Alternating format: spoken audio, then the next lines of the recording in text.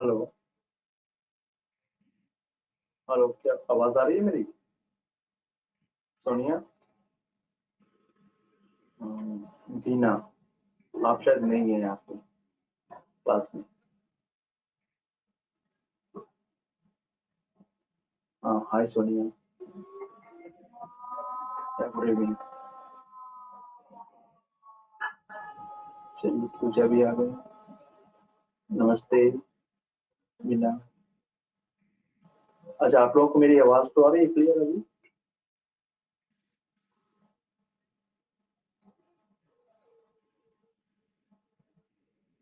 पूजा, मेरी आवाज आ रही है आपको? पूजा, गुड आफ्टरनून।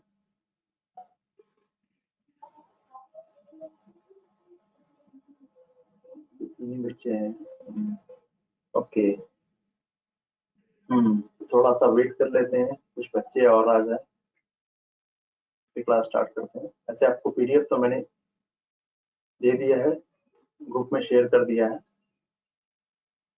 आज का टॉपिक होगा, वही 3 टॉपिक है मैंने चूज किया है। तो एक कोरोना के कॉन्सिक्वेंसेस क्या क्या हो रहे हैं अभी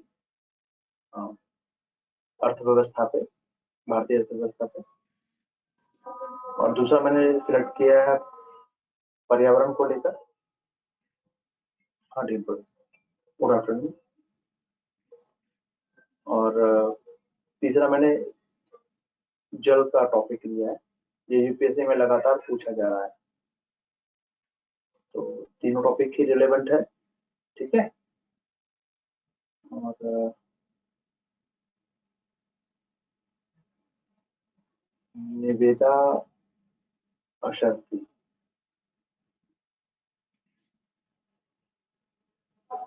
हाँ, ओके। चलिए, तो कुछ बच्चे तो आ गए हैं, काफी लोग आ गए हैं। तो क्लास स्टार्ट करते हैं आज, ठीक है। चलिए, आप लोग के क्वेश्चंस के जो आंसर है उसको हम क्लास के एंड में डिस्कस कर लेंगे, ठीक है। देखिए, सभी को पता ही है कि कोरोना की वजह से अर्थव्यवस्था को भी काफी नुकसान पहुंच रहा है। तो कह सकते हैं कि बहुत ही क्रिटिकल पोजीशन में भी है हमारी अर्थव्यवस्था। जिस प्रकार एक मानव शरीर जब वो बीमार हो जाता है तो उसे वेंटिलेशन, आईसीयू में वेंटिलेटर पे रखा जाता है। वेंटिलेटर वो मशीन, उस मशीन को कहते हैं जिसमें मनुष्य को, मानव को लाइफ सपोर्ट में उसको उसको सहायता दी जाती है, ठीक है। तो यहाँ पे अर्थव्यवस्था की अगर हम लिहाज से अगर हम बात करें तो हम ये जानते हैं कि मांग और उत्पादन, मांग और पूर्ति का नियम से ही हमारी अर्थव्यवस्था, हमारी नहीं, किसी भी देश की अर्थव्यवस्था का जो संचालन है वो मांग और पूर्ति का सीधा साधा नियम है।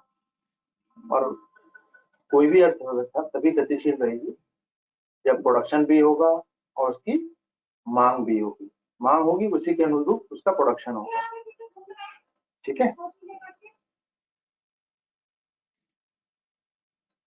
तो अब जैसा कि हम सभी जानते हैं कि 94% जो लोग हैं हमारे, वो कामगार असंगठित क्षेत्र में आते हैं। असंगठित क्षेत्र का मतलब होता है, देखिए, 2 सेक्टर्स होते हैं। एक पहला सेक्टर जो है वो संगठित है, दूसरा असंगठित क्षेत्र। यानी कि अगर ये पीएसयू और बाकी रजिस्टर्ड कंपनियों की बात करें, जो, तो यहाँ पे खुदरा विक्रेता लोग आ जाएंगे, जैसे कि खोमचे वाला, या फिर कोई हलवाई है, रेडी पट्टी पे सब्जी बेचने वाला, ठीक है, फल वाला, दूध वाला, ठीक है। ये सब असंगठित क्षेत्र में आएंगे। इनके आय का अगर ये काम ना करे तो फिर आय का कोई नियमित स्रोत नहीं हो सकता। कोई जॉब तो है नहीं, आपको डेली कमाना है और डेली खाना है। तो ऐसे लोगों की संख्या, उसको असंगठित क्षेत्र कहते हैं। तो हमारे देश में क्या है कि 94% असंगठित क्षेत्र है, अनऑर्गेनाइज सेक्टर, ठीक है। तो इनके पास बेसिकली क्या, रोज कमाना है, रोज खाना है, किसी दिन कमाई ज्यादा हो गई, किसी दिन कम हो गई, तो इनके पास इतनी बचत नहीं होती है कि वो सस्टेन कर सके। अगर ये लॉकडाउन का पीरियड लंबा चलता है तो उसमें सस्टेन लंबे समय तक ये नहीं कर पाएंगे। ठीक है, और बेसिक जरूरतें जो है उनकी पूरी होनी चाहिए।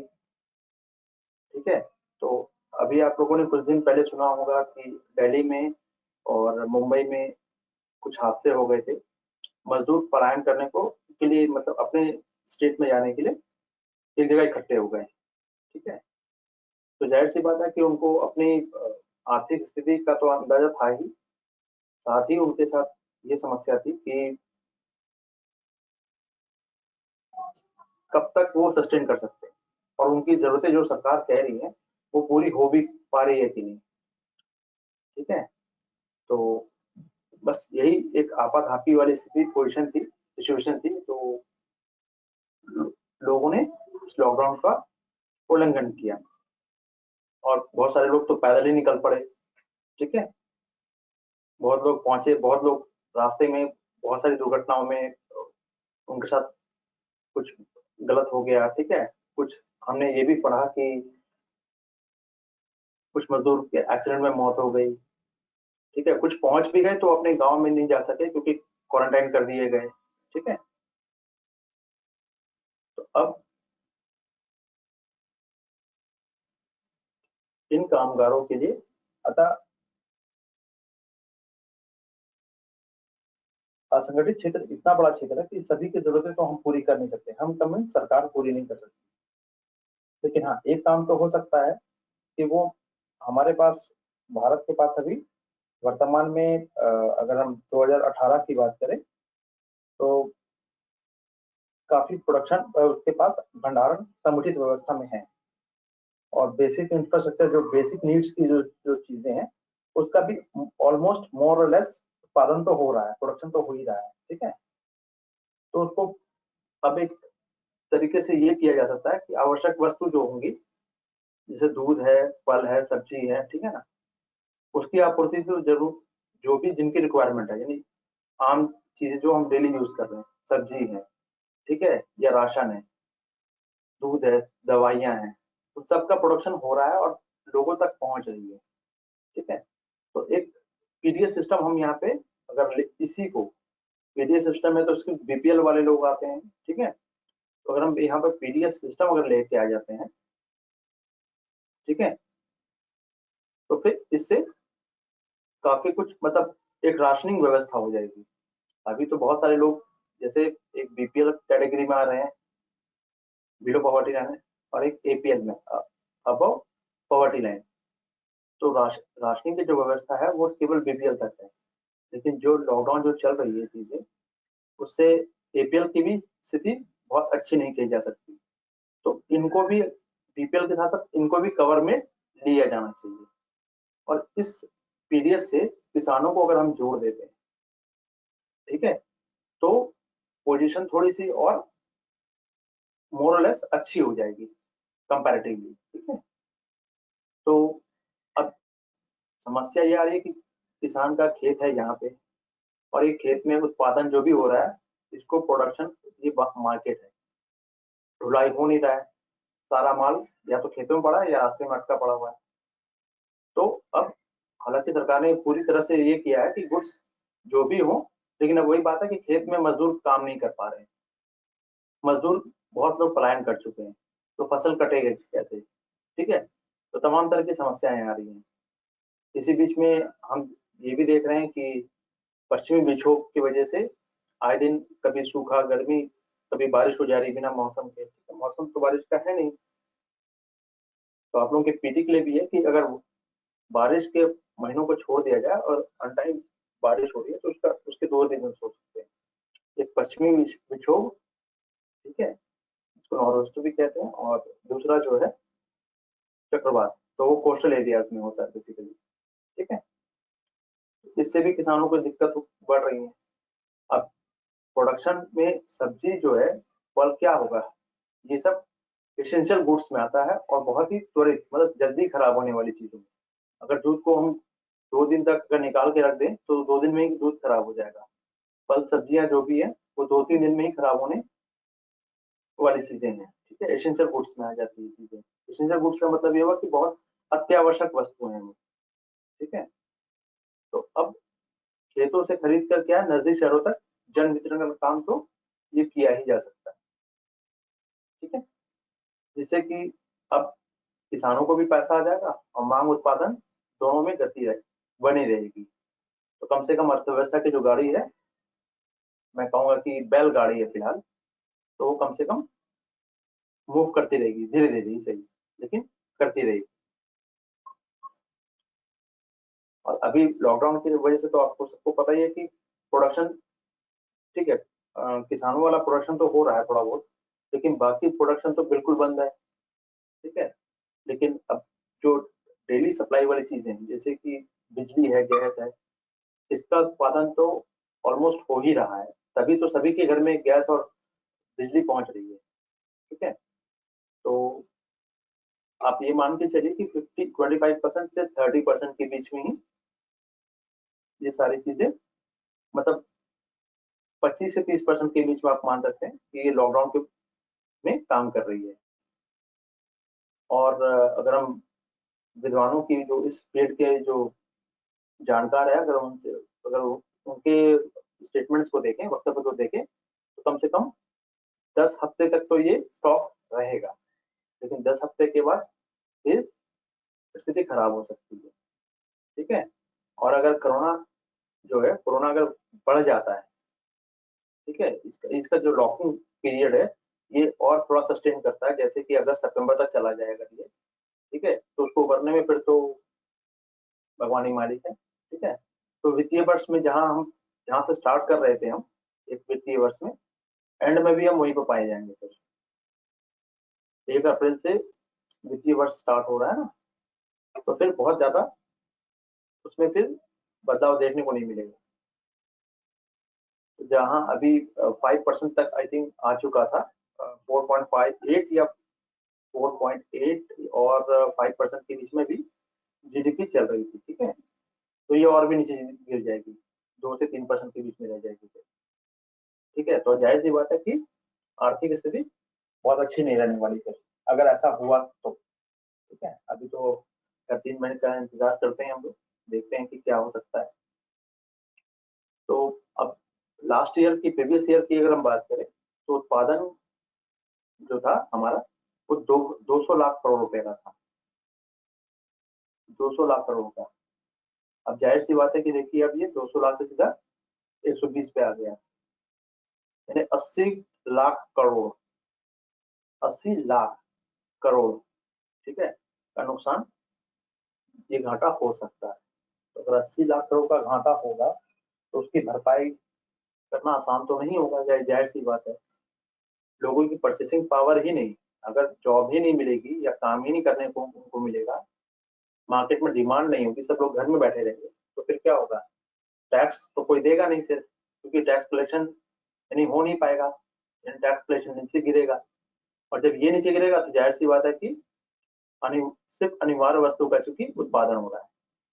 ठीक है, और जो जो वस्तुएं बन रही है उनके टैक्सेशन से, उनके कर राजस्व व्यवस्था से ही फिर वस्तुएं जुटाए जाते हैं। ठीक है, जाहिर सी बात है कि फिर जीएसटी जो है ये 70, 80 से 90%, 90% मुझे लग रहा है कुछ ज्यादा बता रहे हैं ये लोग, लेकिन हाँ 80% तक तो माना ही जा सकता है। 80 से 82% के बीच में ये ऑलमोस्ट, क्योंकि 2-3 अखबारों में ये फिगर अलग अलग है, तो आप मान सकते हैं 80 से, लेकिन उन्होंने राउंड फिगर ले लिया, 80 से 82% टैक्स जीएसटी के में गिरने की संभावना बनती है फिर। तो और कॉर्पोरेट टैक्स तो आप जान ही रहे हैं कि प्रोडक्शन बिल्कुल नहीं हो रहा है, तो वो हो जाएगा जीरो लगभग। अगर 1% भी हो रहा है तो वो कोई मान्य तो है नहीं, तो बहुत अच्छी पोजीशन तो है नहीं।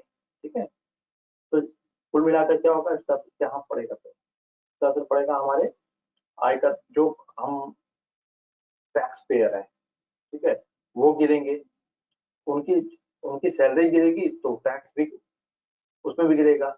और जिस बजट में जितना जरूरी काम करना होगा, बेसिकली हम टैक्स देते हैं तभी सरकार तो काम करती है ना। उस पैसे को कलेक्शन करने के बाद फिर अन्य मदों पे वो खर्च करती है जहां जहां उसे मुनासिब लगता है। ठीक है, तो अब ये स्थिति में सरकार की भी हाथ तंग होने वाले हैं। ठीक है, तो ऐसी स्थिति में केंद्र के सामने क्या आएगा?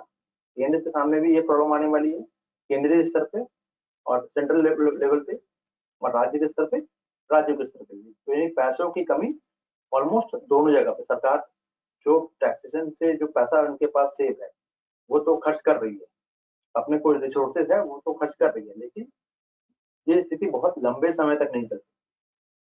ठीक है, तो अब करना क्या होगा? कुछ तो करना ही पड़ेगा ना, कि ऐसे तो काम चलेगा नहीं। तो गैर पारंपरिक रास्ता क्या है?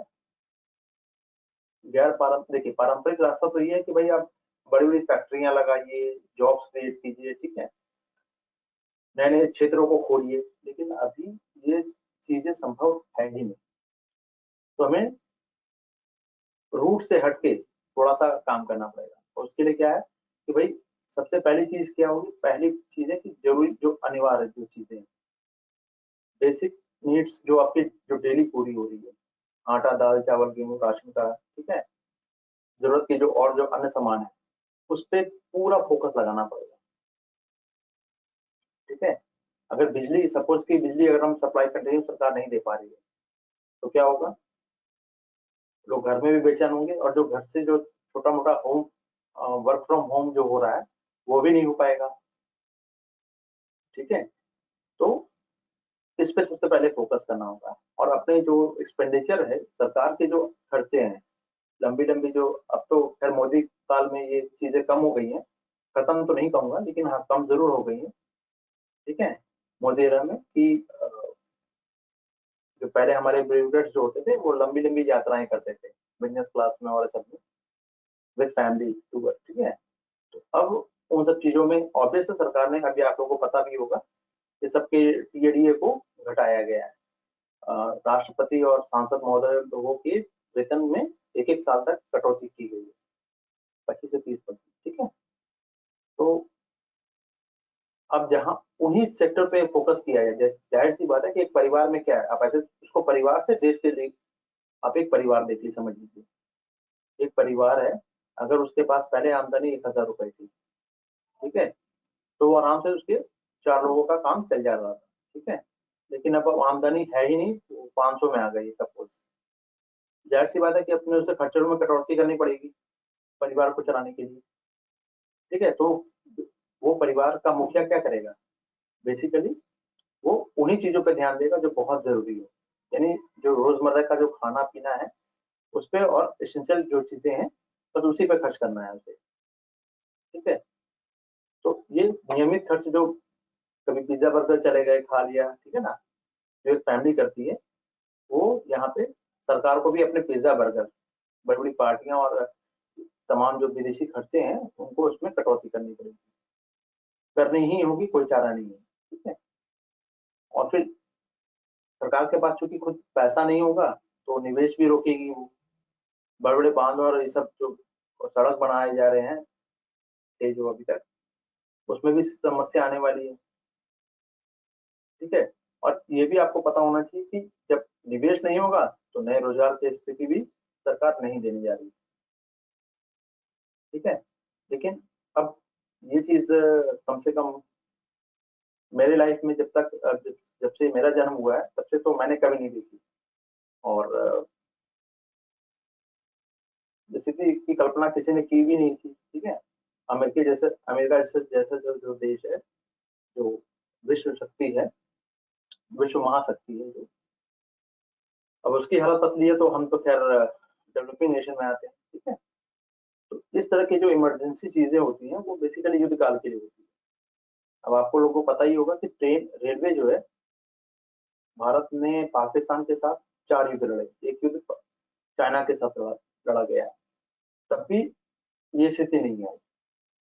ठीक है, लेकिन युद्ध काल में क्या होता है, बेसिकली प्रोडक्शन बढ़ जाता है, मांग मांग बढ़ती है, और मांग को बढ़ाने के लिए फिर प्रोडक्शन बढ़ाया जाता है।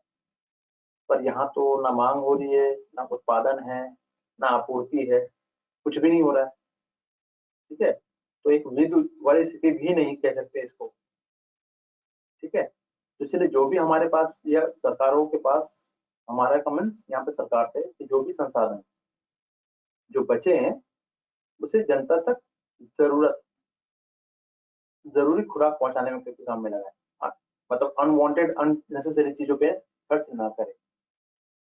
ये कुछ उपाय हो सकते हैं, ठीक है। इसको आप कह सकते हैं कि सर्वाइवल पैकेज कहा जा सकता है इसको, एक इंग्लिश नेम है इसका, सर्वाइवल पैकेज। मतलब कल आपको जिंदा रहने के लिए उतनी ही चीजें दी जा रही है, इतना से आप बॉडी तो नहीं बना सकेंगे, ठीक है, अपनी अच्छी सेहत तो नहीं बना सकेंगे, लेकिन हाँ जिंदा रह सकते हैं, ठीक है। अगर इस तरह की चीजों को अगर इस पर काम कर दिया जाए तो फिर क्या होगा कि ये जो सोशल रिवैल्यूएशन की जो कंडीशन जो है वो नहीं बनेगी, ठीक है। जैसे कि अगर अभी सब लोग भी पेपर पढ़ रहे होंगे तो सब में एक ही चीज आ रही है कि हाँ सरकार, ठीक है, किसी अब ये सुनने को नहीं आ रहा कि अब मास्क की कमी है या किट की कमी है, क्योंकि अब टेस्ट सब होने स्टार्ट हो चुके हैं, ठीक है। ऑलमोस्ट अभी भारत 30,000 के अराउंड डेली वो टेस्ट कर रहा है, ठीक है। अब मास्क की कोई कमी नहीं रह गई है, तो सप्लाई लाइन चेन जो है उसको पूरा बहाल करने में ध्यान दिया जा रहा है। तो इससे क्या है कि अब एक रिवैल्यूएशन जैसी स्थिति नहीं आने वाली, कम से कम ये एक अच्छी बात है, ठीक है। तो अब ये जो सर्वाइवल पैकेज की अगर हम बात करते हैं तो उसमें क्या होगा, जाहिर सी बात है कि अगर आप सरकार को टैक्स, अगर आप नए उद्योग खोल रहे हैं या कुछ खोल रहे हैं अपने इस पे स्मॉल स्केल इंडस्ट्रीज पे या बाकी चीजों पे, तो जाहिर सी बात है कि उनको रिबेट देना पड़ेगा, ठीक है। क्योंकि लॉकडाउन है, आप फ्लिपकार्ट या जो भी बिजनेस जो है वो सारी चीजें बंद है, तो व्यापारियों के पास तो माल हमसे ज्यादा, तो मतलब एक आम आदमी को अगर एक वक्त का खाना मिल रहा है तो चलो अगर ये भी मान लें, तो व्यापारियों का तो और भी बुरा हालत है, क्योंकि उन्होंने तो जितने पैसे बचाए होते हैं वो सब लगा दिए जाते हैं व्यापार में ही, ठीक है। तो इससे व्यापारियों को बहुत हानि हो रही है, ठीक है। हालांकि ये भी कहा जा सकता है कि जान है तो जहान है, लेकिन जान बच जाएगी और जहान भी ना रहे तो स्थिति खराब हो सकती है, ठीक है। तो कम से कम जो थोड़ी बहुत बचत है उससे काम करना पड़ेगा, ठीक है। तो कारोबारी के लिए हमें सरकार को एक लंबा अच्छा खासा पैकेज देना पड़ेगा, और सरकार इस दिशा में काम भी कर रही है। अभी आप लोगों ने आज का कल का न्यूज सुना होगा अगर तो राइट ऑफ किया गया है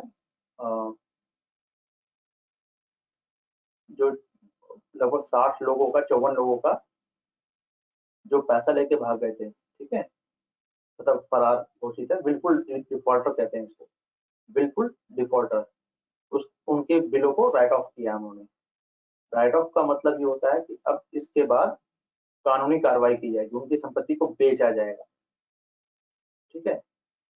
तो अब एक बार मंदी की शक्ल में 2008 में एक मंदी तो देखा ही जा चुका है, लगभग आप लोग सभी लोग ने थोड़ा बहुत तो महसूस किया ही होगा, ठीक है। तो उससे तो ये बहुत ही बदतर स्थिति है, ठीक है। बहुत लोगों की उस वक्त भी जॉब चली गई थी, पर चीजें सब लोग घर में पैक नहीं थे, ठीक है। तो अब ऐसे जब अभी इस स्थिति में क्या है कि वित्तीय संस्थान जो है, बैंक के पास तो ज्यादा पैसा नहीं, क्योंकि बहुत सारे लोग ने पैसा दिया नहीं है और वो विदेश को छोड़कर जा चुके हैं, तो उनकी संपत्तियों को बेच के रिकवरी किया जाए। लेकिन बात फिर वही बात आती है, खरीदार कहाँ से लाएंगे। तो कुल मिला के एक तरह का ये नेक्सस चक्र चल रहा है, ये आप समझ लीजिए कि भाई एक इससे एक समस्या से बाहर निकले कि दूसरी समस्या फिर खड़ी, दूसरी से समस्या से निकले तो तीसरी खड़ी, अभी ये चक्र घूमेगा, ठीक है। तो थोड़ा पेशेंस रखने की आवश्यकता होगी सभी को। घर में बड़े बड़े बोर भी हो रहे होंगे आपको, बाहर जाने को नहीं मिल रहा है, तो एक तरह का चलिए ठीक है। तो हर लेवल पे सभी लोगों को दिक्कतें हो रही है, ठीक है। तो अब जैसे लेमन ब्रदर का नाम, जैसे 2008 में आप लोगों को मैंने बताया था, ये लेमन ब्रदर जो है रियल एस्टेट का हालत तो और खराब होने जा रहा था। अब आप सोचिए कि जो रियल एस्टेट का धंधा तो ऐसा है कि रियल एस्टेट मीन जहाँ फ्लैट बनते हैं और जमीन से जुड़े हुए चीजें हैं, कम्युनिटी के रूप में इस्तेमाल किए जाते हैं। फ्लैट वगैरह बनाना है, शॉप्स है, ठीक है ना, तो लोग उसमें इन्वेस्ट करते हैं। अब तो लोगों के पास जब जॉब ही नहीं है तो पैसा वो धीरे धीरे अब तो बचत करेंगे, तो जिनको बहुत ही जरूरत होगा बस वही घर लेंगे, तो अब वो भी दाम गिरने जा रहे हैं, ठीक है, तो स्थिति और खराब।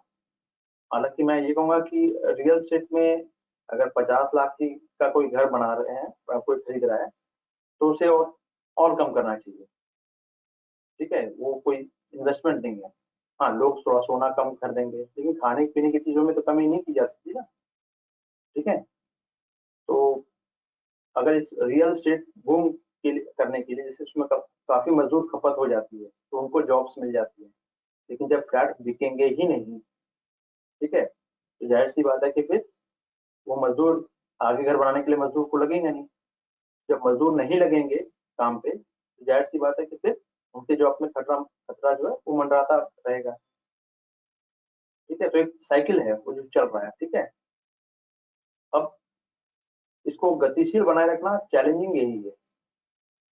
कोई भी सरकार, चाहे वो स्टेट गवर्नमेंट हो या सेंट्रल, सबको गतिशील इस जॉब को गतिशील बनाए रखना ही टफ जॉब होगा ये। चलिए थोड़ा सा लाल में देख लेते हैं इसको। तो अब इस सर्वाइवल पैकेज की अगर हम बात करें तो उसमें कारोबारी हित को ध्यान में रखना ही होगा, ठीक है। चलिए लगता है ये पेज रिपीट हो गया क्या? अच्छा, इसलिए लाल कर दिया हमने। तो अब अनिवार्य वस्तुओं को छोड़कर बाकी उत्पादों की मांग शायद ही बढ़े। यानी अब जाहिर सी बात है कि अब जिनको कार खरीदना था थोड़ा सा, ठीक है, बहुत जरूरत नहीं थी, वो मेट्रो से जा सकते थे, लेकिन अब वो बचत करने की सोचेंगे। टेंडेंसी हो जाती है ना कि अब खर्च पता नहीं अभी लॉकडाउन कब तक रहे या फिर लग जाए, ठीक है, तो ये खर्चा साल डेढ़ साल तक मंडराता रहेगा, तो लोग अपने जमा पूंजी को निकालने से घबराएंगे। तो जाहिर सी बात है कि आप लोग को एक चीज और, इंडियन इकोनॉमी में इसका जो खासियत ये है कि 57%, आपको बता देता हूँ, 57% सबसे ज्यादा जो बचत होती है वो 57% के अराउंड है, लोग बचत कर लेते हैं, ठीक है। तो काम जो है वो 23% से ही काम चलता है, जो अर्थव्यवस्था जो चल रही है। तो अब जाहिर सी बात है कि पहले ही लोग बचत ज्यादा कर रहे थे, अब और ज्यादा करेंगे अगर ये 70% चला गया, ठीक है। तो ये नहीं, ये थोड़ा सा गड़बड़ हो गया, 33% होगा शायद, ठीक है। तो ये 25% के आसपास बच जाएगा, 30% के आसपास बच जाएगा, यानी पैसा मार्केट में और जो है वो बार बार गोल गोल घूमता रहेगा, क्योंकि बचत अब लोगों के पास पैसा है, लेकिन अब आ भी रहा है तो बहुत हिसाब से चलेंगे, तो मार्केट में वो पैसा लिक्विडिटी की समस्या बनने वाली है, ठीक है। तो सरकार को भी इस तरह से खर्च करना होगा कि जहाँ पे प्रोडक्शन तो बढ़ते रहे और मांग भी पैदा हो, मांग में कोई कमी ना आने पाए। तो एसेंशियल गुड्स ही ऐसा है, हालांकि बहुत सारे नए नए क्षेत्र भी खुलेंगे और सरकार के जैसे कि अब सरकार गंगा सफाई अभियान चला रही थी, तो अब गंगा सफाई अभियान में जितने पैसे लग गए हैं या फिर अब उसमें ज्यादा खर्च करने की आवश्यकता नहीं पड़ेगी। कारण उसका क्योंकि गंगा ऑलमोस्ट साफ हो गई है। प्रदूषण में जितने व्हीकल्स उनको साफ साफ रखने के लिए जितनी चीजें की जा रही थी, अब उस पर थोड़े कम पैसे खर्च करने पड़ेंगे, क्योंकि वो अब पर्यावरण भी साफ हो चुका है। आगे हम प्रदूषण वाले क्षेत्र में टॉपिक है उसमें देखेंगे, ठीक है। तो ये सब चीजें आपको करनी पड़ेगी। हाँ, इससे संबंधित कोई अगर क्वेश्चन आप लोगों का हो तो आप लोग बताएं।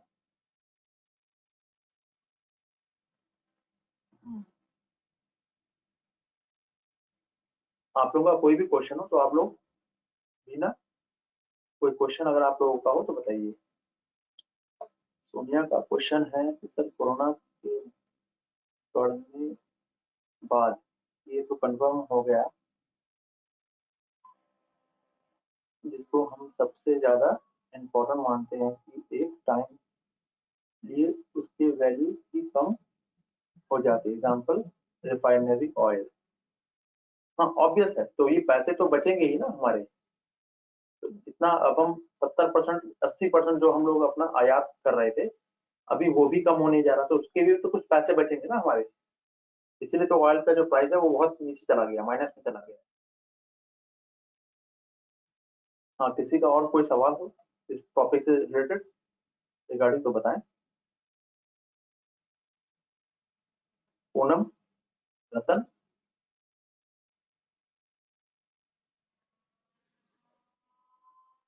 किसी का और कोई सवाल हो तो बताइए।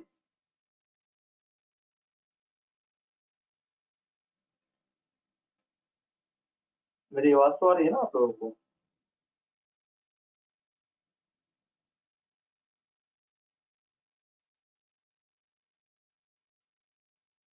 किसी का कोई सवाल हो तो बताइए, फिर हम नेक्स्ट टॉपिक में चलेंगे फिर। हाँ, रतन का सवाल है, लेकिन सर उनका क्या होगा जो रोज कमाते थे और रोज खाते थे, आज आए तो कल के लिए उनको काम करना पड़ता था। हाँ बिल्कुल, ये चैलेंजिंग तो बिल्कुल आने वाली है। ठीक है, और ऐसा नहीं है कि सरकार इसके बारे में सोच नहीं रही है। उनके खाते में भी कुछ बहुत नॉर्मल ही सही, लेकिन रुपए डाले जा रहे हैं। तो ये कब तक डाले जाएंगे, क्योंकि देखिए मनरेगा का जो कार्ड होल्डर है उनके, जब उसमें भी एक वैधानिक ये दिया गया प्रोविजन है कि अगर आपको 10 दिन तक अगर काम नहीं मिलता है, ठीक है, बेसिकली वो अकुशल मजदूरों के लिए है, तो सरकार फिर उस काम के बदले काम नहीं दे पा रही है तो सरकार उनके खाते में, बैंक खाते में पैसा जमा कराएगी। 3 महीने के लिए देखिए गैस के सिलेंडर को भी फ्री किया गया है। ठीक है, तो जो पैसे काफी, जो कहते हैं कि सरकार ऑयल से पैसा कमा रही है तो फिर अब, ठीक है, तो वो पैसे जो अब उसको इसी सेक्टर में लगाया जा रहा है। ठीक है, क्लियर है? जो हजार कमा जो हजार महीने में अपनी पूरी फैमिली चला पाना हो सकता है क्या? नहीं, देखिए मैं ये नहीं कह रहा कि 1000 रुपए में काम चल जाएगा, मैं ये नहीं कह रहा। ठीक है, लेकिन सरकार प्रयास तो कर ही रही है ना। अभी सरकार ने तो ये क्रिएट किया नहीं है, और आपकी जान बचाना उसकी पहली प्राथमिकता है, तो भूख से तो मरने नहीं देगी सरकार, ये तय है। ठीक है, पहले सरकार की बात तो लोग मान ले। अगर सरकार की बात लोग मानने ही लग जाते तो फिर मुझे नहीं लगता कि ये फिर अप्रैल और मई और जून जाएगा। ठीक है, पर लोग मानने को तैयार नहीं है। सबको लगता है कि उनको कोरोना नहीं होगा। ठीक है, सबको ये गलतफहमी है, और इसी चक्कर में फिर समस्याएं आ रही है। ठीक है। हम्म, चलिए, और किसी का कोई सवाल हो तो बताएं। बीना का सवाल है, लेकिन सर ये जो सरकारी क्या लिखा है, धनराशि है जी जो कई जगहों पर नहीं वितरित हुई। अच्छा, अच्छा, डिस्ट्रीब्यूशन में नहीं आया, ओके। तो उन लोगों का क्या होगा? हाँ देखिए, अ, आप लोगों की जानकारी के लिए मैं बता दूं कि थोड़ा सा मतलब फैक्ट को आप लोग थोड़ा दुरुस्त रखिएगा। ठीक है, जनधन खाते ऑलमोस्ट सबके खुल गए हैं, ऑलमोस्ट। अगर एक दो लोगों के नहीं खुले होंगे तो बात अलग है। बैंक अकाउंट सबके खुल गए हैं लगभग, लगभग। ठीक है, तो इससे सरकार आराम से ट्रेस कर पा रही है, शेल कंपनियां भी इसी वजह से बंद हुई है। ठीक है, तो सरकार, ऐसा नहीं है कि अब सरकार के पास भी कुछ ना कुछ पैसा तो बचेगा ही। अब ऑयल में जो सेक्टर में जो खर्च करना पड़ रहा था, अब वो बचेगा। अननेसेसरी जो और जगह पे जो खर्च हो रहे थे वो सब सारी चीजें बचेंगी ये भी। हाँ, कुछ लोग बिल्कुल रह जाएंगे हाशिए पे, तो जाहिर सी बात है, इससे इससे कोई इनकार नहीं कर सकता। समस्या होंगी, लेकिन मिलजुल के ही मुकाबला करना है। जैसे आप खुद भी देख रहे हैं कि लोग सरकार के भरोसे नहीं बैठ रहे हैं, लोग एक दूसरे की मदद कर रहे हैं। उनको कम से कम भूखा तो नहीं रहने दे रहे हैं। ठीक है, लोगों ने अपने आप तमाम तरह की पॉजिटिव खबरें दे सकती हैं। हाँ, रतन का सवाल है कि सर अगर ऐसा होता तो शहर से गांव की तरफ नहीं लौटते मजदूर। बिल्कुल बिल्कुल, मैं सहमत हूँ। लेकिन अब पहले ये भी तो देख लीजिए कि गांव से शहर लोग क्यों जाते हैं? जॉब करने के लिए, ठीक है। तो जॉब एक पूरा नाम का एक हमारे सपना देखा था हमारे भूतपूर्व राष्ट्रपति महोदय थे, एक श्री एपीजे अब्दुल कलाम, ठीक है। तो उन्होंने एक वो दिया था पूरा, एक सेकंड, एक पूरा का एक ये दिया था, कॉन्सेप्ट दिया था उन्होंने। एक सेकंड,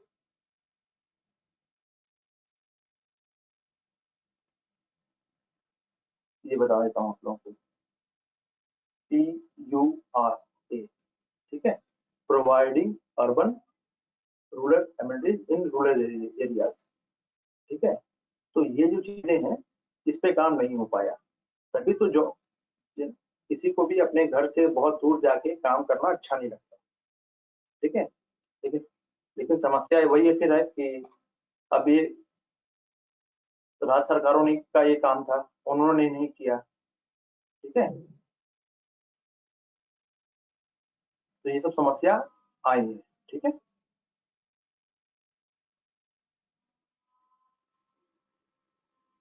चलिए, तो अब क्लियर है सारी चीजें, आगे बढ़े फिर। इसके मोटे मोटे फैक्ट्स को आपको निकाल के रख लीजिएगा, आगे काम आने वाला है, ठीक है। ये ऐसे में भी किसानों की जो समस्या है उस पे भी अपने सुझाव के रूप में भी, ठीक है, ये सारी चीजें रूप में आपको देखना पड़ेगा, ठीक है। चलिए, टॉपिक की तरफ बढ़ते हैं हम लोग।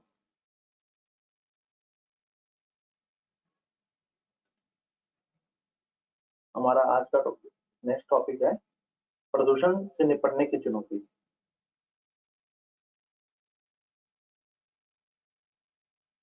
तो जैसा कि उसी को थोड़ा सा और आगे बढ़ाते हुए, ठीक है। अब जैसे सब लोग घर पे बंद है, गाड़ी गाड़ियां जो है वो सड़क पे नहीं चल रही है, ठीक है। कुछ गाड़ियां तो चली रही हैं, पर ट्रेन है, बाकी प्लेन है, सब कुछ बंद है और हर जगह बंद है, ठीक है। देश में नहीं, विदेशों में भी। तो इससे क्या है, जो कई प्रकार के जो पर्यावरण में जो प्रदूषण है, कई प्रकार का प्रदूषण, ध्वनि प्रदूषण, ठीक है ना, ये बहुत सारी जो प्रदूषण थे, तमाम तरह की चीजें, इनका स्तर बहुत ही कम हुआ है। अब लगभग सांस लेने के लिए कह सकते हैं कि हरियाणा में जब अगर या पंजाब में पराली जलाई जाती थी, तो यहाँ दिल्ली में सांस लेने में दिक्कत होती थी लोगों को। जो लोग दिल्ली में रहे होंगे उस वक्त, लगभग नवंबर दिसंबर के महीने में, तो उनको ये पता होगा, ठीक है। तो अब कम से कम सांस आप ले सकते हैं, इतना एनवायरनमेंट ने अपने आप को, प्रकृति ने, नेचर ने अपने आप को रिवील कर लिया है, ठीक है। अब जाहिर सी बात है कि अगर हवा साफ होगी तो फेफड़ों को नुकसान पहुंचाने वाली जो हानिकारक पदार्थ हैं, जैसे नाइट्रोजन ऑक्साइड है, ठीक है, कार्बन डाइऑक्साइड है, इनका स्तर कम होने जा रहा है। और कम होते जा रहा है तो अब कारखाने भी बंद है, ठीक है, लीगल और इलीगल दोनों कारखाने बंद है।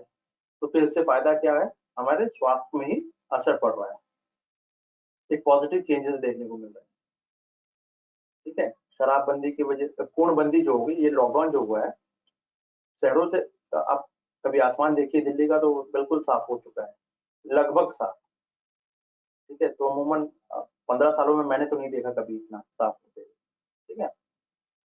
तो पेट भर के आप ऑक्सीजन तो कम से कम ले ही सकते हैं। तो पर्यावरण की स्थिति नो डाउट ऑलमोस्ट पहले से बेहतर हुई है, ठीक है। जहाँ पे पीपीपी दिल्ली का 450 के आसपास रहता था हमेशा, ठीक है, वो आज शायद 60-70 पे है वो, ठीक है। तो प्रदूषण का जो स्तर है वो काफी स्तर कम हो गया है, ठीक है ना। और इनमें तमाम तरह की जो जो गतिविधियां जो चल रहा है जा रही थी जो लॉकडाउन से पहले, वाहन है, कारखाने हैं, सारी चीजें ये सब निर्माण कार्यों पे, जैसे अब नोएडा तरफ में फ्लैट्स बन रहे हैं, ठीक है, तो इससे बहुत ज्यादा पॉल्यूशन होता था, बहुत ज्यादा। अगर आप किसी कंस्ट्रक्शन साइट पे चले जाइए तो आपकी हालत खराब हो जाए, ठीक है। तो अब ये सारी चीजें कम हो गई है। और जैसे अपनों को मैंने पहले ही बताया कि अभी आप लोग दिल्ली में या फिर उत्तर भारत के कुछ शहरों में या राज्यों में देख रहे हैं कि बूंदाबांदी हो जा रही है, कहीं तेज हवाएं चल जा रही हैं, तो पश्चिमी विक्षोभ के कारण, मानसून के कारण। मानसून तो अभी आने में टाइम है, जून जुलाई में आएगा, ठीक है। तो ये पीटी का भी एक क्वेश्चन आप लोगों के लिए हो जाता है कि मानसून के अलावा एक पश्चिमी विक्षोभ भी है, इसको ज्योग्राफी में आप लोग पढ़ दीजिएगा, आपको आपके टीचर बताएंगे। पश्चिमी विक्षोभ मैं बस इतनी बता देता हूँ आपको स्टार्टिंग, थोड़ा सा आप ये ले, पश्चिम से चलने वाली हवा है ये, ठीक है। नाम से ही देखिए लग रहा है पश्चिम, ठीक है, पश्चिम से ही आ रही है ये हवा।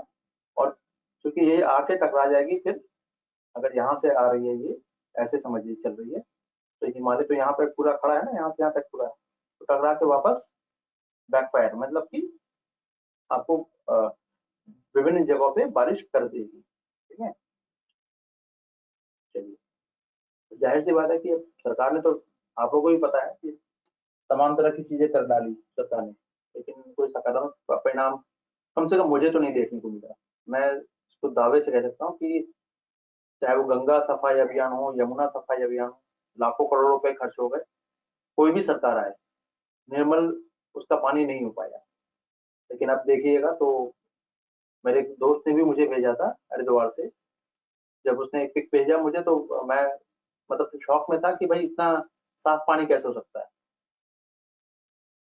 तो मुझे लगा कि उसने कुछ फोटोशॉप वगैरह कुछ कर रखा होगा, लेकिन ये वाकई में ये बहुत साफ पानी था। हालांकि हरिद्वार तरफ में बहुत ज्यादा तो गंगा मैली नहीं होती है, लेकिन वहां भी मैली थी, ठीक है। तो अब पानी का जो बीओडी मात्रा जो होती है, ऑक्सीजन जो उसकी, पानी कितनी शुद्ध है उसको बीओडी से मापते हैं, बीओडी।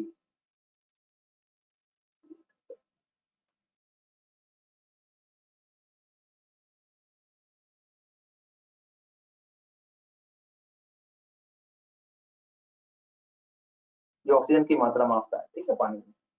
इसकी कमी होगी तो फिर मछलियां मरने लग जाएंगी। तो अब इसको साफ करने की कोशिश में कितनी योजनाएं, कितनी समितियां बनी, पैसा फूका गया, लेकिन क्या हुआ, नतीजा तो कभी किसी ने देखा नहीं। लेकिन लॉकडाउन के जरिए तो कम से कम हम इस चीज को देख पा रहे हैं। चलिए, अच्छा, अब इसकी थोड़ी सी गंभीरता को देखते हैं हम। ये थोड़ा सा कुछ पॉइंट्स इसमें है, आप लोग इसको कॉपी में जरूर से लिखिएगा पॉइंट को, क्योंकि मेंस में इसी पॉइंट फॉर्म में आपको आंसर लिखना होगा, ठीक है। अगर आप प्रीवियस ईयर के क्वेश्चन पेपर देखिएगा तो जब तक आपको पॉइंट्स याद नहीं है तो आप आंसर नहीं लिख पाओगे, ठीक है। तो फिर बातें फिर ऐसे ही घुमाते रह जाओगे, लेकिन फिर मार्क्स मिलेंगे नहीं, ठीक है। तो पॉइंट्स में जरूर लिख लीजिएगा इसको थोड़ा सा, मैं आपको तरीका ही बता दूंगा अभी, ठीक है। तो अब देखिए कि हर साल वायु प्रदूषण से तो लाखों लोगों की मौत हो रही है, ठीक है। और इसमें आप ये देखिए कि हर तरह का प्रदूषण है, ठीक है। बहुत ज्यादा साउंड पॉल्यूशन है, नॉइज पॉल्यूशन जिसको कहते हैं, ठीक है। मिट्टी अगर पॉल्यूशन है, भूगर्भ का जो जल स्तर जो है अत्यधिक दोहन के कारण और नीचे चला गया है, आर्सेनिक की मात्रा मिलने लगी है, फ्लोराइड बहुत ज्यादा बढ़ चुका है, ठीक है। ऐसे में अब स्थिति और खराब हो रही है, ठीक है। तो ये सब चीजें अब धीरे धीरे लेवल में तो आने लगी है। अब जैसे देखिए कि स्टेट फॉर एक संस्था है, स्टेट ऑफ ग्लोबल एयर, ये एयर पॉल्यूशन को से संबंधित रिपोर्ट जारी करती है। तो 2017 में उन्होंने बताया कि केवल एयर पॉल्यूशन से 12 लाख लोगों की मौत हो चुकी है, केवल एयर पॉल्यूशन से, देखिए 12 लाख लोग एक साल में, ठीक है। तो 12 लाख लोग तो कोरोना ने अभी तक जान नहीं ली, भगवान ना करे कि और ले, लेकिन अब ये समझिए कि कोरोना से ज्यादा खतरनाक कौन हो रहा है, और वो हमारी वजह से, कोरोना भी खैर इंसानों का ही बनाया हुआ है एक वायरस है, लेकिन वायु प्रदूषण तो प्रकृति का भी ले रहा है। कम से कम कोरोना तो प्रकृति को नुकसान नहीं पहुंचा रहा है। हाँ, लेकिन कोरोना ने फायदा जरूर पहुंचा दिया प्रकृति को, ये तो तय है। तो अब वायु प्रदूषण के कारण दुनिया भर में मृत्यु का दर जो है वो 5वां प्रमुख कारण है। 5वां, अगर 1-2-3-4 की बात करें तो 5वां नंबर पे आएगा कि भैया एयर पोल्यूशन से लोग मरते हैं। अब आप सोचिए कि ये कितना कितना खतरनाक लेवल पे है ये। तरह तरह की बीमारियां, स्किन डिजीज से लेके क्या क्या नहीं हो जाता है। नई नई बीमारी आ रही है कि डॉक्टर को पता नहीं चल पा रहा है कि बीमारी कौन सी है, पहली बार देखा जा रहा है। तो ये सब प्रदूषण के ही कारण है। ठीक है, फिर कुपोषण। अब चूंकि भारत में क्या है, माल न्यूट्रिशन बहुत ज्यादा है। कुपोषण कुपोषण 2 प्रकार के होते हैं, एक कम जिनको भोजन नहीं मिलता, और एक खा खा के मोटे हो रहे हैं। ठीक है, तो ये दोनों दोनों ही लोग कुपोषित होंगे। ठीक है, शराब का सेवन जान ही रहे हैं, हमारे भारत देश में सोम रस को पीने का चलन बहुत ही फैशनेबल है। जब तक आप चाहे बचना बचे तो अच्छा है। ठीक है, और ये सब चीज का सेवन, चूंकि भारत एक गर्म देश है, ठंडे देश में अगर लोग इसका सेवन कर रहे हैं तो वहां तो उनके बॉडी टेम्परेचर से फिर वो मैच करके आ रहा है। ठीक है, लेकिन गर्म देश में शराब पीने का चलन ये सिर्फ मूर्खता का परिचय है। ठीक है, तो इसको मैं ये कह सकता हूँ कि मैं बहुत स्ट्रांगली अगर बात करूँ तो बहुत ही ऑर्थोडॉक्स होकर तरफ मैं कहूँ तो शराब को बैन ही कर देना चाहिए देश से। ये ऑलमोस्ट दुर्घटनाएं से लेके, बीमारी से लेके, एक परिवार का टूटना से लेके हर चीज के लिए ये शराब ही जिम्मेदार है। शराब को अगर सरकार आगे आने वाले समय में अगर बैन बैन कर दे तो बहुत अच्छी बात होगी। अननेसेसरी इसके कुछ फायदे तो नजर नहीं आते हैं, बस हाँ नुकसान बहुत है। आप फायदे नहीं गिना पाओगे, लेकिन नुकसान बहुत ज्यादा है। ठीक है, तो हर साल क्या है, सड़क दुर्घटना, मलेरिया की तुलना में वायु प्रदूषण से होने वाली बीमारियां से लोग ज्यादा मरते हैं। समझ रहे हैं? यानी आप किसी और ने टायर जलाया लेकिन उसके धुआं से आपका लंग्स खराब हुआ।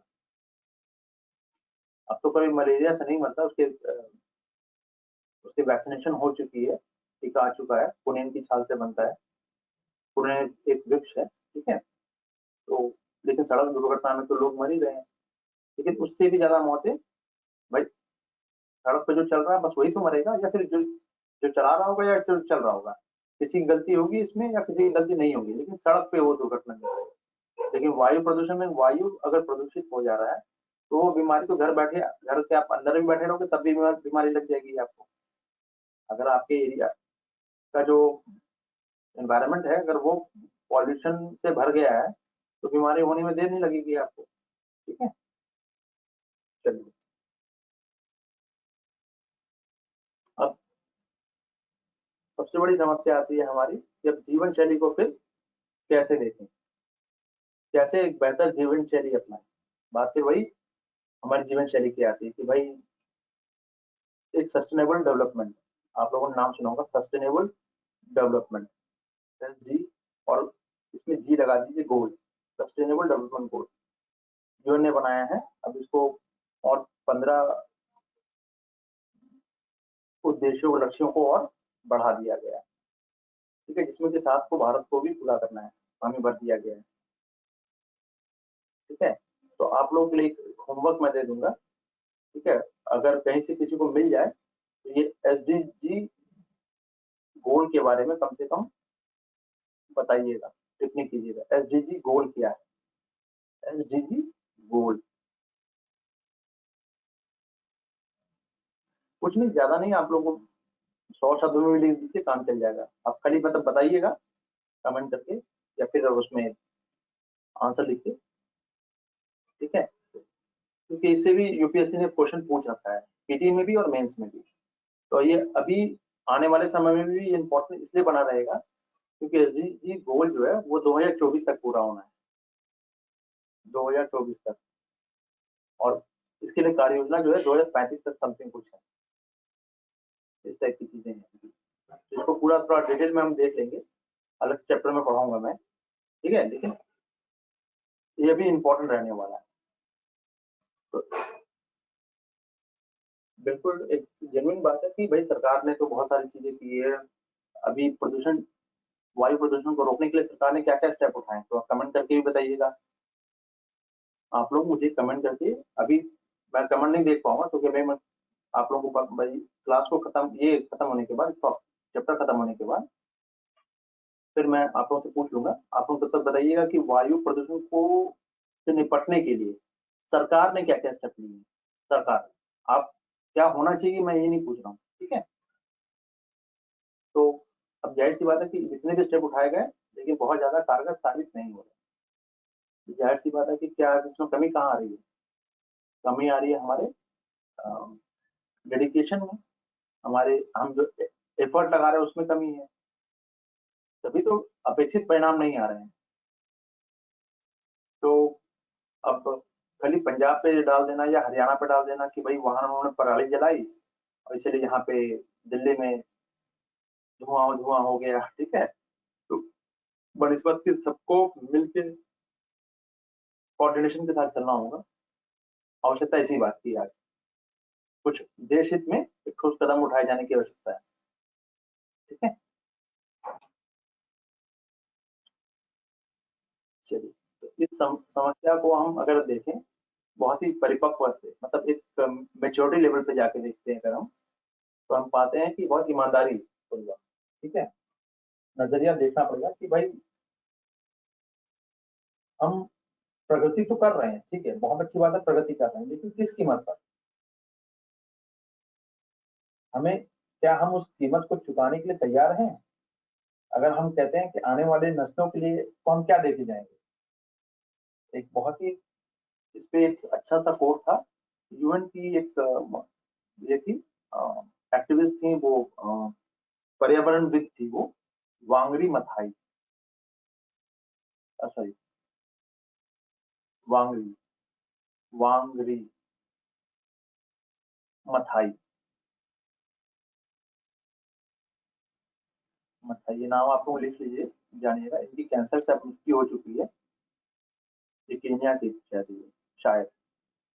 तो इनका स्टेटमेंट था कि भाई हम गांधी जी के दर्शन से भी इसको जोड़ सकते हैं, ऐसा नहीं है। हमारे धर्म धर्म में भी इस तरह की बातें, इस पर्यावरण को बचाने की बात तो की ही गई है। पर एक ऑफिशियली जो अगर हम बात करें वर्तमान में, तो वांगनी मथाई ने दिया था कि भाई हमें अपने संसाधनों का दोहन, यहाँ शोषण नहीं दोहन की बात हो रही है, यानी यूज करना चाहिए, इस तरह से यूज करना चाहिए कि आने वाली पीढ़ी कम से कम, जैसे अब टाइगर, तब टाइगर अगर आप आज मार दोगे तो आने वाले जो बच्चे होंगे वो टाइगर सिर्फ फिल्मों में और यूट्यूब में देख पाएंगे, फिर टाइगर जब बचेंगे नहीं तो, ठीक है। तो ऐसे बहुत सारी लाखों स्पीसीज जो गायब हो चुकी है, यूएन ने उसके लिए लिस्ट भी जारी कर दिया है, रेड लिस्ट है उसके लिए, रेड डेटा बुक नाम आप लोगों को पता हो तो, data book, red data book है, इसमें लाल पांडा, एक सिंगी, ठीक है ना, बहुत सारे ये, डेंजर, इंडेंजर, क्रिटिकल, उसके बहुत सारे ये हैं। तो यूपीएससी का फोकस हमेशा वहां उस टॉपिक से एक तो रहेगा क्वेश्चन, एक तो आपके प्रदूषण से और दूसरा वो रेड जोन, मतलब इसके इफेक्ट से कौन कौन स्पीसीज जो है वो डेंजर में आ रहे हैं। तो ये आप लोग अगर बैक ईयर का, प्रीवियस ईयर का अगर क्वेश्चन देखिएगा तो आप लोगों को पता चल जाएगा कि ये क्वेश्चन हर बार के लिए इंपॉर्टेंट है, ठीक है। लगभग ऑलमोस्ट वो पूछ ही देता है।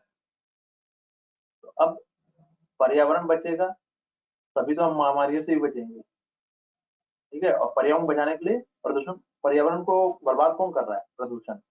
और ये प्रकृति द्वारा नहीं है, ये मैन मेड है।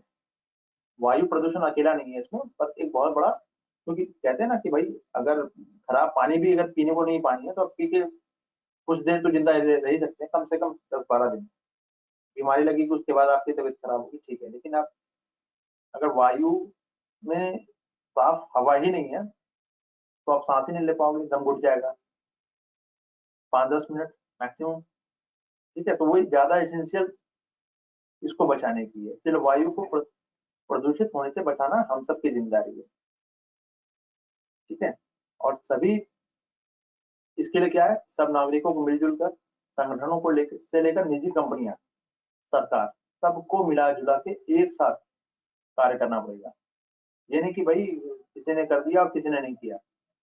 कंपनी को भी अपनी अगर व्हीकल्स है या फिर और जो मॉडर्नाइज हो सकता है, उन सब चीजों का इस्तेमाल करना चाहिए। सरकार को थोड़ा सा कठोर रुख अपनाना पड़ेगा। आम जनता जो है उसका अगर बहुत ही ईमानदारी पूर्वक पालन करे, जगह जगह गंदगी ना फैलाए, तो एक कलेक्टिव सामुदायिक प्रयास से ही आत्म विकास होगा। समुदाय में सभी को प्रयास करने पड़ेंगे, तभी वो आत्म विकास की ओर अग्रसर होगा। ठीक है, तो इस समस्या पर एक ईमानदारी पूर्वक पहल की जरूरत है।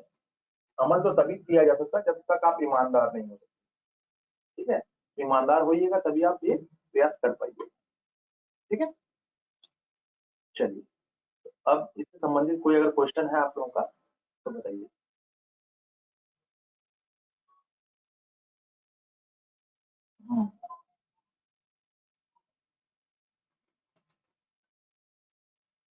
बीना, क्या हो गया? सॉरी सर, मुझे इमरजेंसी ड्यूटी में जाना पड़ रहा है। अच्छा सर, अच्छा तो आप कहीं जॉब करती हैं बीना?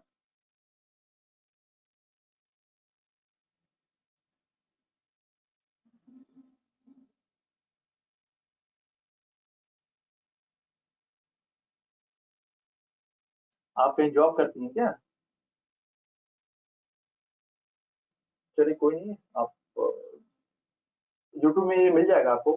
तो हाँ, तो इसके लिए कोई परेशान होने की जरूरत नहीं है। यूट्यूब में ये अभी रात तक अपलोड भी हो जाएगा।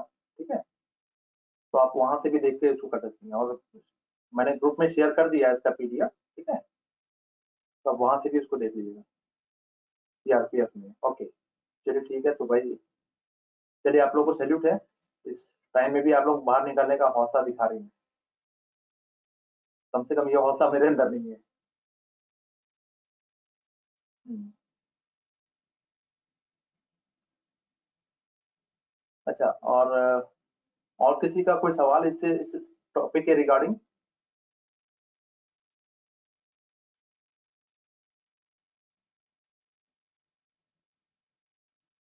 रतन, सिंपल, पूजा, किसी का कोई सवाल है इस टॉपिक के रिगार्डिंग?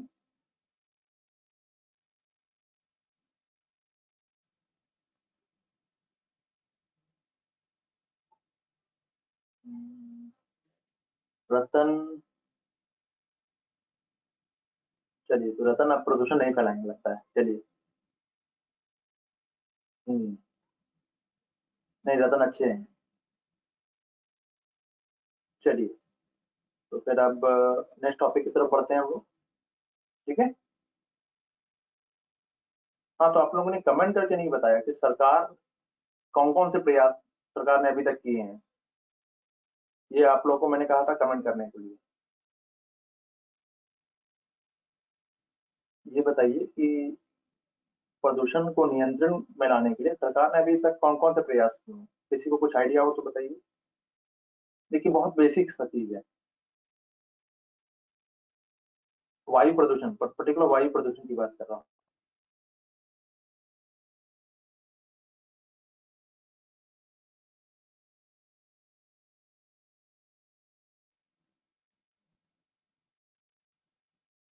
चलिए, कोई कमेंट नहीं। चलिए, सोनिया, सीएनजी गैस यूज की गई थी? नहीं, सीएनजी गैस तो यूज की जा रही है, लेकिन अभी वर्तमान में मैं पूछ रहा हूँ संदर्भ में। सीएनजी तो बहुत पहले से यूज की जा रही है। सीएनजी की बसें तो बहुत पहले से यूज हो रही है दिल्ली में। दिल्ली क्या, पूरे भारत में? मतलब आप ये बताइए कि महानगरों में तो सीएनजी चल ही रही है। BS6 का नाम सुना हो आप लोगों ने? BS6। अब जो भी पेट्रोल जो है, बायोफ्यूल वाला जो है, ये बायोफ्यूल बोल रहा हूँ, उसमें ये मिला के शीशे की मात्रा उसमें बहुत कम कर दी गई है, जो प्रदूषण बहुत कम फैलाएगा। ठीक है, तो ये है एक BS6। हाँ, याद आ गया होगा। हाँ, चलिए, कोई नहीं, चलिए। तो बस वही थोड़ा अवेयर रहना होता है, पता सबको होता है, अवेयर रहने की बात है। ठीक है, तो बहुत बड़ी चीज नहीं है ये।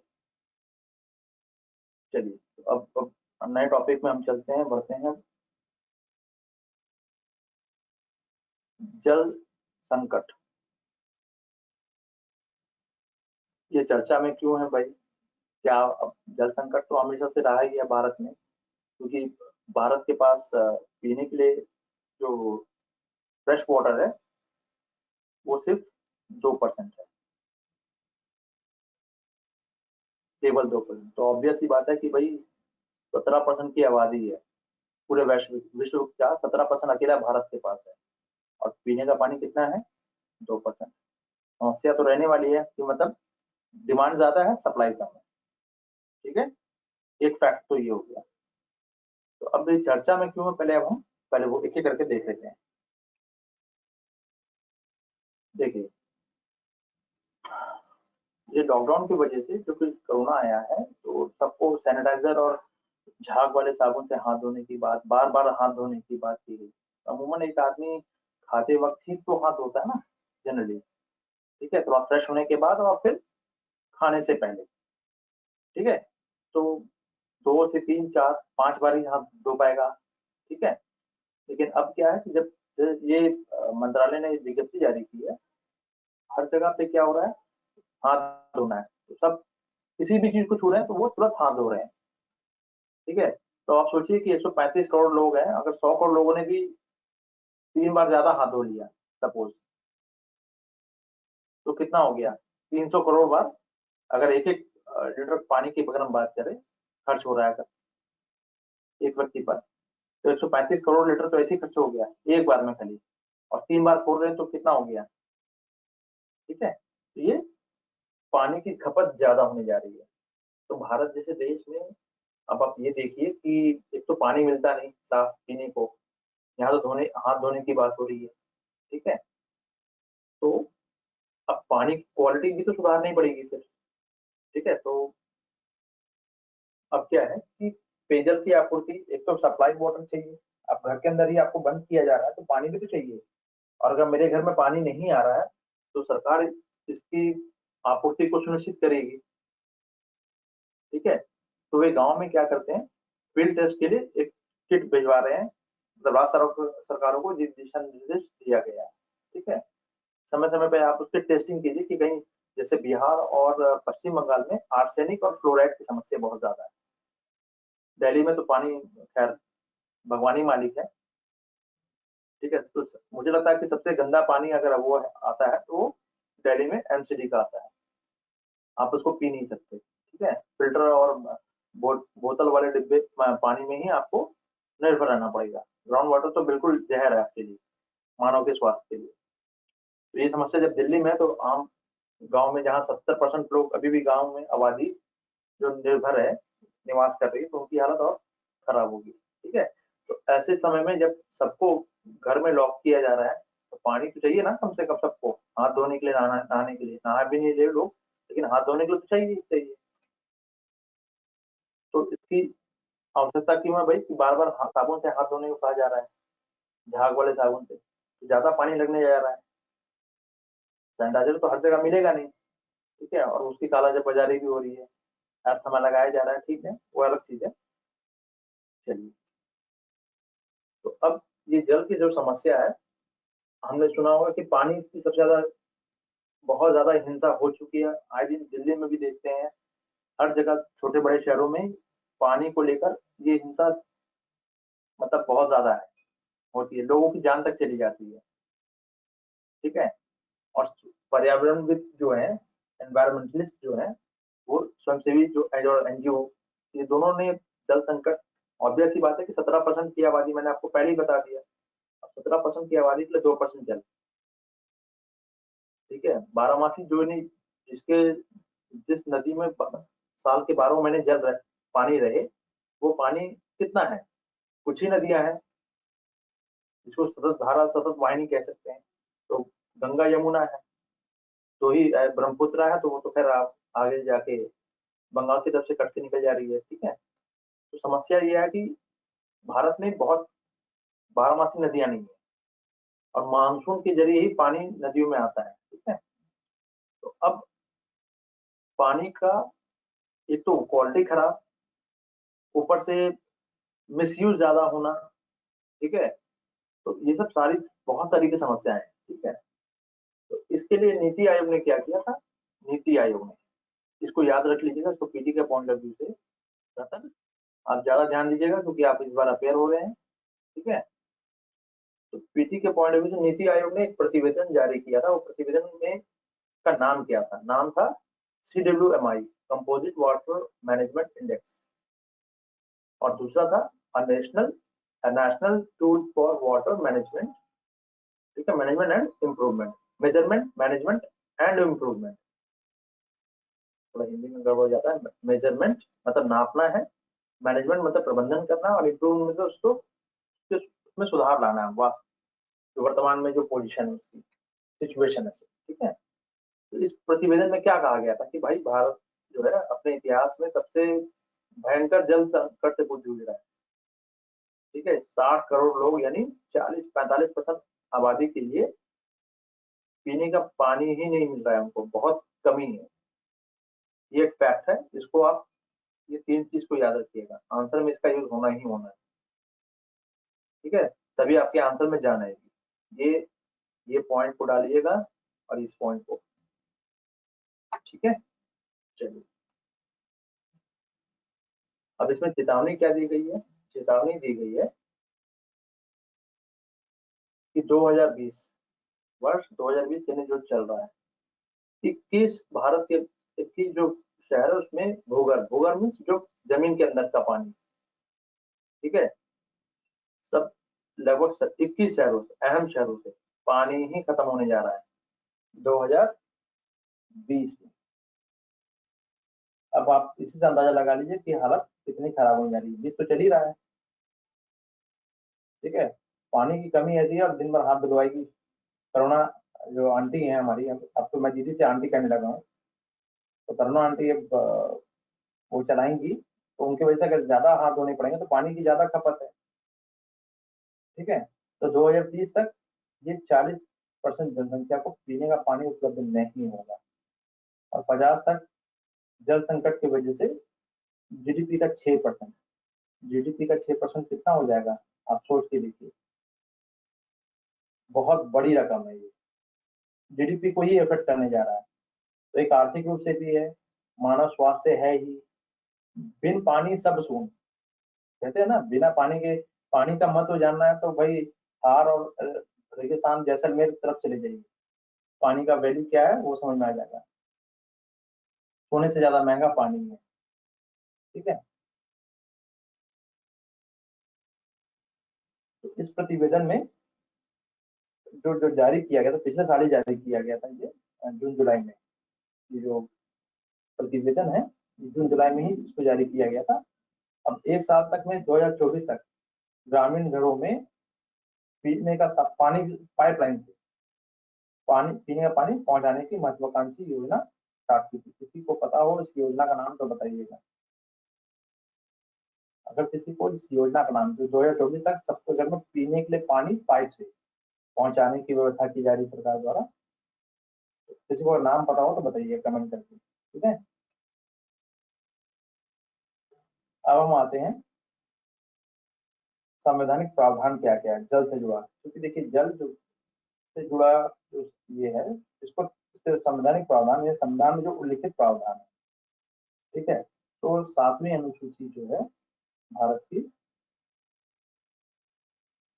उसमें 3 पार्ट दिए गए, संघ सूची, यूनियन स्टेट सूची, इन state list and concurrent list, union state और कंकरेंट, संघ सूची, राज्य सूची और समवर्ती सूची। संघ सूची क्या होता है, देखिए तीन सूचियां दे दी गई हैं, केंद्रीय स्तर पे यहाँ पे कानून बनेगा, राज्य स्तर पे राज्य स्तर पे बनेगा, और कंकरेंट में वो दोनों ही बना सकते हैं कानून इसके लिए। लेकिन वही कानून अगर स्टेट का कानून अलग है और यूनियन का अलग है, तो यूनियन का कानून ही मान्य होगा, ठीक है। अगर अगर एक दूसरे को अगर अपोज कर रहा है तो केंद्र का कानून ही मान्य होगा, स्टेट का कानून वहां मान्य नहीं होगा। अब आइए पीटी के पॉइंट ऑफ व्यू से इम्पोर्टेंट क्या हो जाता है ये पॉइंट, आर्टिकल जो है 246 का संबंध जो है संसद, लोकसभा और राज्यसभा है, ठीक है, और राज्यों की विधानसभा, इन दोनों के द्वारा बनाई जाने वाली विधियों से है, विधि की विषय वस्तु से कि भाई किन किन चीजों पे, किन किन टॉपिक पे ये कानून बना सकती है। अब आप सबको पता होगा कि भारत तो भाई सब अलग अलग राज्य है, लेकिन सब राज्य एक दूसरे से जुड़े हुए हैं। अब एक एमपी में अगर ये नदी है, अब जैसे गंगा ही देख लीजिए, तो हरिद्वार से निकलती है, फिर यूपी में घुसती है, यूपी से घुसने के बाद चक्कर काटते हुए बिहार जाती है, फिर पश्चिम बंगाल और फिर गिर जाती है। ठीक है, तो 5-6 राज्य हो गए। उसी तरह से नर्मदा है, कावेरी है, कृष्णा है, गोदावरी है। ठीक है, कोई कमेंट करके बताना चाहे तो बता सकते हैं कि भारत में सबसे लंबी नदी कौन है। ठीक है, और दक्षिण भारत में सबसे लंबी नदी कौन है, अगर किसी को पता हो तो कमेंट करके बताएं। सबसे लंबी नदी कौन है भारत में, ठीक है, और दक्षिण भारत में सबसे लंबी नदी कौन है। चलिए,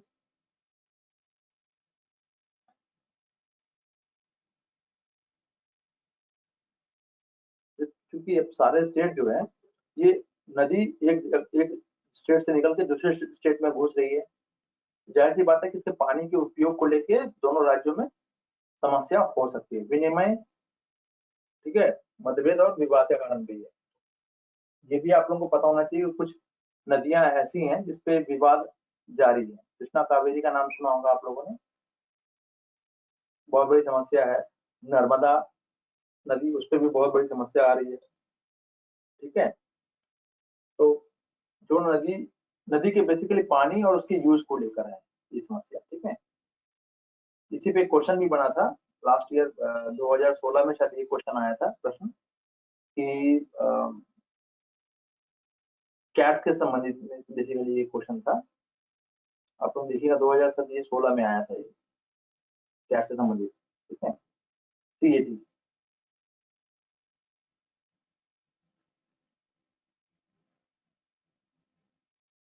तो इस प्रकार केंद्रीय सरकार को 7वीं अनुसूची के में एक का जो 56 है, उसके अधीन केंद्र सरकार उस सीमा तक, किस सीमा तक, उस सीमा तक जहां नदियों की कंट्रोल और डेवलपमेंट के लिए विनियमन और विकास करने की शक्ति प्राप्त है, जब संसद विधि द्वारा इसे लोकहित में आवश्यक अगर समझे तो केंद्र को नियम बनाने का अधिकार प्रदान करता है। संघ सूची में सूची नंबर 1 की बात हो रही है, 156 के तहत। क्लियर है। अनुच्छेद 262 के अधीन क्या है, अंतरराज्यीय नदी जो है, नदी घाटी, यानी कि नर्मदा, एनबीए का नाम सुना होगा आपने, या डीबीसी का नाम सुना होगा, DBC, Damodar, D D B नहीं है, डीबी है, हाँ, दामोदर वैली कॉर्पोरेशन। ठीक है, एनबीए का नाम सुना होगा आपने, एनबीए, एनबीए क्या है, नर्मदा बचाओ आंदोलन। तो यहाँ भी विधियां बनाने के लिए अंतरराज्यीय, जो एक राज्य से दूसरे राज्य में जा रही है, बड़े बड़े डैम बन रहे हैं, तो उससे संबंधित विवाद अगर है तो उसके लिए विधियां बनाने की शक्ति भी प्राप्त है। यह आर्टिकल 262 देता है प्रावधान। ठीक है, चलिए, अब आप बताइए कि ये तो हो गया आज का टॉपिक। अब किसी का कोई सवाल हो तो बताइए।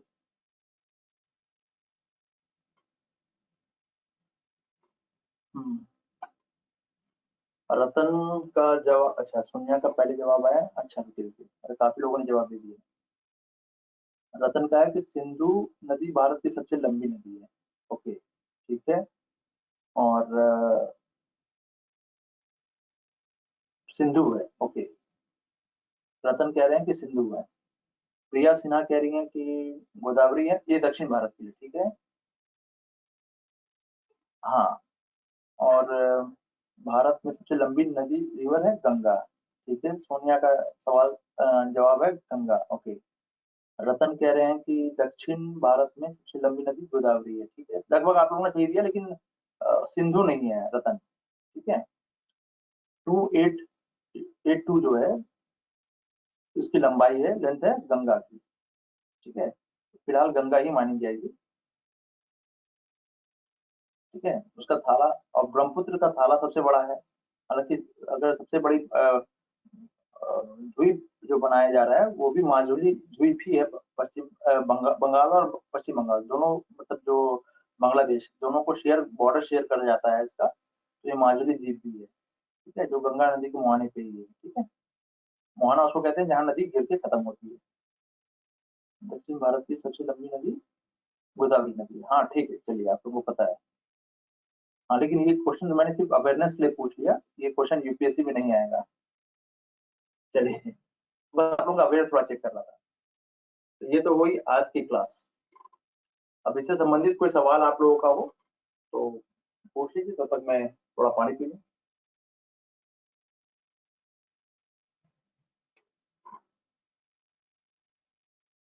किसी का कोई सवाल हो तो आप लोग बताएं।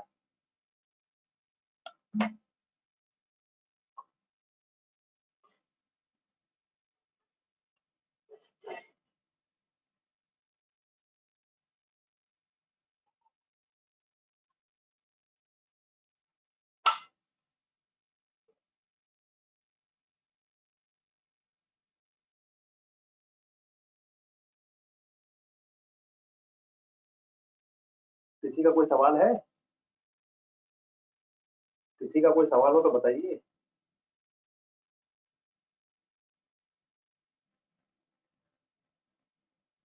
लगता है किसी का कोई सवाल नहीं है। चलिए ठीक है, तो अब ऐसा करते हैं, आप लोगों के, हाँ सुनिए सर, आंसर राइटिंग डिस्कशन कर लो। हाँ ठीक है, वही करने जा रहा हूँ। हम्म, आप लोगों ने कुछ क्वेश्चंस वगैरह कुछ दिए थे, वो जरा से देख लेते हैं आप। एक सेकंड, तो कैसे मिनिमाइज करते हैं, चलिए। चलिए ये है, सुनिए आपका, एक सेकंड, एक, ओके चलिए, कहाँ गया शेयरिंग वाला, हाँ।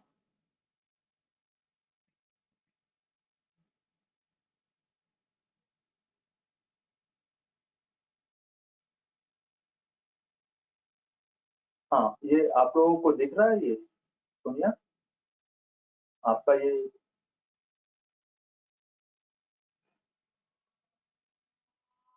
ओके चलिए, देखिए अब इसको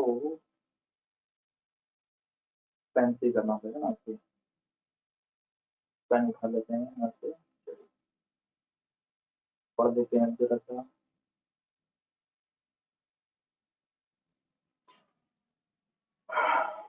इसको, बढ़ाएंगे कैसे भाई। हम्म, चलिए, मॉब लिंचिंग पे आपका एक सवाल था कि मॉब लिंचिंग को रोकने के लिए सुप्रीम कोर्ट के दिशा निर्देशों का उल्लेख करते हुए अपना उपाय, अपना सुझाव दीजिए, ओके ठीक है। जब अनियंत्रित भीड़ द्वारा किसी दोषी, नहीं ये लाइन, ये शब्द ही गलत है यहाँ पे। अनियंत्रित भीड़, दोष, कोई व्यक्ति दोषी है या नहीं है ये निर्धारित कैसे करेगी? वो कोर्ट तो नहीं है, ठीक है, न्यायालय तो है नहीं कि वो जजमेंट दे देगी, या कैसे निर्धारित करेगी कि वो दोषी है? ये दोषी व्यक्ति नहीं, किसी व्यक्ति, किसी किए गए अपराध या फिर कभी कभी अपराधों द्वारा बिना अपराध, देखिए आप यहाँ खुद कह रहे हैं कि दोषी आप यहाँ मान रही हैं, और यहाँ पे फिर बिना अपराध किए कभी कभी आप ये भी मान रहे हैं, ठीक है। अभी तो फिलहाल भीड़ ऐसा समझती है कि वो दोषी है, वो दोषी है कि नहीं है वो अलग विषय है, ठीक है। बिना किए न तत्काल सजा की है, पीट पीट की हत्या की, हाँ ठीक है, ये शब्द को चेंज कर दीजिए, दोषी यहाँ से हटा दीजिए, बाकी ठीक है, ऊपर का लाइन ठीक है। इसी तरह से किसी कानून प्रक्रिया का पालन नहीं किया जाता मॉब लिंचिंग, और यह पूर्णतः गैर कानूनी होती है, ऑब्वियस ही बात है, ठीक है, ठीक लाइन है। मॉब लिंचिंग का कारण क्या है? नहीं, कारण क्या है ये तो नहीं लिखने को कहा है अभी मैंने। क्वेश्चन की डिमांड है दिशा निर्देश बताना है, कारण नहीं बताना है। दिशा निर्देश और सुझाव, इसके दो एस्पेक्ट्स है। पहला है आपका, फर्स्ट पार्ट में आपने सिर्फ ये लिख दिया कि भाई उसकी परिभाषा लिख दी, चलिए बहुत अच्छी बात है। लेकिन दूसरा तुरंत आपको आंसर में आना होगा, क्योंकि 150 वर्ड्स में ही आपको लिखना है ना। अगर 150 वर्ड्स में लिखना है तो जाहिर सी बात है कि 60-70 वर्ड ही यूज कीजिएगा आप। 30 वर्ड तो ये ले गया, तो 60-60 120 और 30 150 खत्म, आंसर यहाँ तैयार हो गया आपका। तो 30 वर्ड के लिए तो चलिए, ये तो ऊपर का लाइन ठीक है, इस शब्द को चेंज कर दीजिए, ठीक है। लेकिन दूसरी बात है 60 शब्द में मुझे नहीं लग रहा कि यहाँ से यहाँ तक 60 शब्द है ये। चलिए देख लेते हैं। तो कारण का कोई मतलब नहीं है, ठीक है, तो कारण को आप छोड़ ही दीजिए। ये गलत और सही की बात नहीं है यहाँ पे, ये इररिलेवेंट है। जो पूछा ही नहीं गया तो उसको आपने मेंशन कर दिया, तो ये नहीं होना चाहिए, ठीक है। आपकी प्रश्न की जो डिमांड है, अगर डिमांड मैंने आपको पहले ही बताया था कि डिमांड अगर पिज्जा की है तो हम समोसा तो लेके नहीं जाएंगे, ठीक है। चलिए चलिए इसको फिर भी पढ़ के देख लेते हैं। भारत में धर्म और राजनीति के नाम पर होने वाली हिंसा काफी मजबूत है, ठीक है। बढ़ रही लिंचिंग की घटनाएं अन्य जातियों के प्रति घृणा का परिणाम है, बिल्कुल सही बात है, बहुत अच्छी बात ये लाइन है, लेकिन इररिलेवेंट, इसमें मार्क्स नहीं मिलने वाले, ठीक है। चलिए गौ हत्या के नाम पे की गई है, इसके अतिरिक्त कैसे महाराष्ट्र लिंचिंग अधिक पाए गए हैं, ठीक है। नहीं, मॉब लिंचिंग पाया नहीं गया है, मॉब लिंचिंग हुआ है, कोई वस्तु नहीं है जो पाया जाए वहां पे, ठीक है। न्यायिक प्रक्रिया होने की सोच में देरी होने की सोच कर भी लोगों, हाँ, इसको आप ऐसे लिख सकते हैं इस लाइन को कि न्याय प्रक्रिया से लोगों का विश्वास उठता जा रहा है, देर से मिला न्याय अन्याय के बराबर है, ठीक है। हाँ ठीक है, तो जो हो रहा है क्योंकि इसमें दंड देना आसान नहीं है, क्योंकि जुए का चेहरा नहीं, बिल्कुल सही बात है, इसलिए इसी बात का फायदा उठाते हैं। हाँ ठीक है, ये लाइन आपने लिखा लगभग सब सही है, लेकिन ये इररिलेवेंट है, फिर भी अप्रासंगिक है ये, ठीक है। तो इसको प्रासंगिक बनाने के लिए जो डिमांड है, यानी सुप्रीम कोर्ट का दिशा निर्देश, उसी को लिखना है और फिर अपना सुझाव देना है, ठीक है। चलिए मॉब लिंचिंग घटनाएं खतरनाक आकार लेती जा रही है और भारत में एकता सुरक्षा के लिए बहुत बड़ा खतरा साबित हो रही है, ठीक है। भविष्य में होने वाले अनुमान लगा सकते हैं, रोकने के लिए सुप्रीम कोर्ट ने दिशा निर्देश जारी किए हैं, ठीक है। ये लाइन चलिए क्या क्या है, राज्य की राज्य सरकारें शीघ्रता से उन जिलों उपजिलों गांवों की पहचान करेंगी जहां क्या है हाल ही में लिंचिंग की घटनाएं हुई हैं, सही है, ठीक है। नोडल एजेंसी अधिकारी मॉब लिंचिंग के लिए अंतर जिला स्तर पर डीजीपी प्रस्तुत करेंगे, बिल्कुल सही है। चलिए अब दूसरा देखते हैं जरा सा।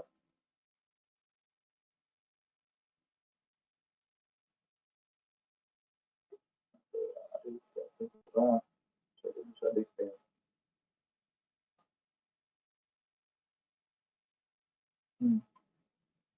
राज्य सरकारें प्रत्येक जिले में मॉब लिंचिंग की घटनाओं को रोकने के लिए एक सीमित अधिकारी की नियुक्ति करेगी, सही है। केंद्र सरकार द्वारा राज्य में रेडियो टेलीविजन इत्यादि से लिंचिंग की घटना में शामिल हुए कठोर दंड दिया जा सकता है, इसके लिए के प्रति जागरूकता फैलानी पड़ेगी, ठीक है। ये लाइन भी सही है, ठीक है। राज्य सरकार क्षतिपूर्ति के लिए क्षतिपूर्ति कंपनसेशन के लिए, ठीक है, पीड़ित परिवारों को मुआवजा देगी, ठीक है। तो इस बात को ध्यान रखिए कि इसके परिणाम किसी व्यक्ति को उत्पीड़न ना हो, ठीक है। सुप्रीम कोर्ट के दिशा निर्देशों ने अनेक राज्यों में अपनाते हुए इस क्षेत्र में मान्यता प्रदान की है।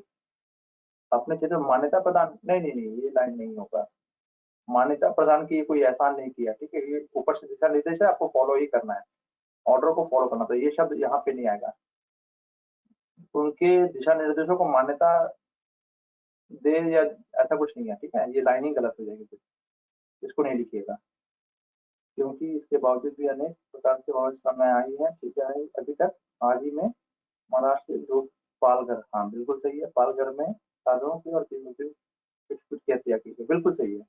मॉब लिंचिंग में अभी ये सब चीजें हो रही हैं, ठीक है। आपने रिलेवेंट करने की कोशिश की है, बहुत अच्छा प्रयास है ये वाला, ये लाइन आपका बहुत अच्छा है। आंसर को हमेशा रिलेवेंट बना के रखिएगा तो बहुत नंबर आपको, एक नंबर कम से कम दूसरे से आप ज्यादा ले पाइएगा। हाँ, मेरे अनुसार सुझाव, हाँ ठीक है, तो सुझाव बेसिकली मेरे अनुसार नहीं, आपको जब सुझाव मांगा गया तो केवल सुझाव लिखिएगा।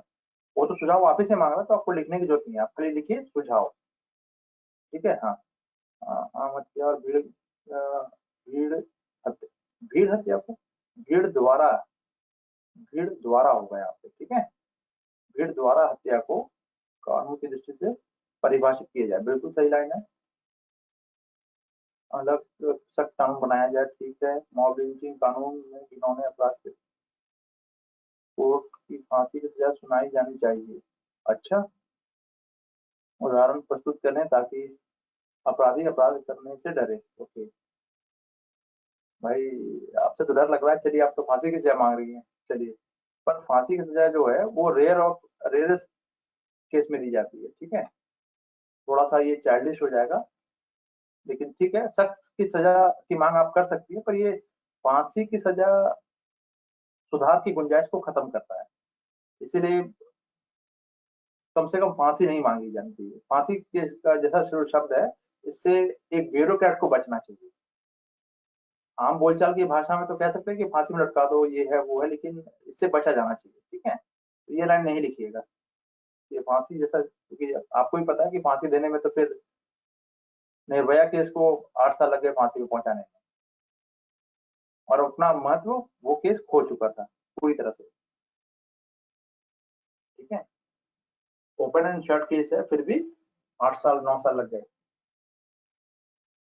चलिए, लोगों को जागरूक किया जाए कि ये अपराध है, पाप नहीं है भाई, ये पाप नहीं है, अपराध है ये।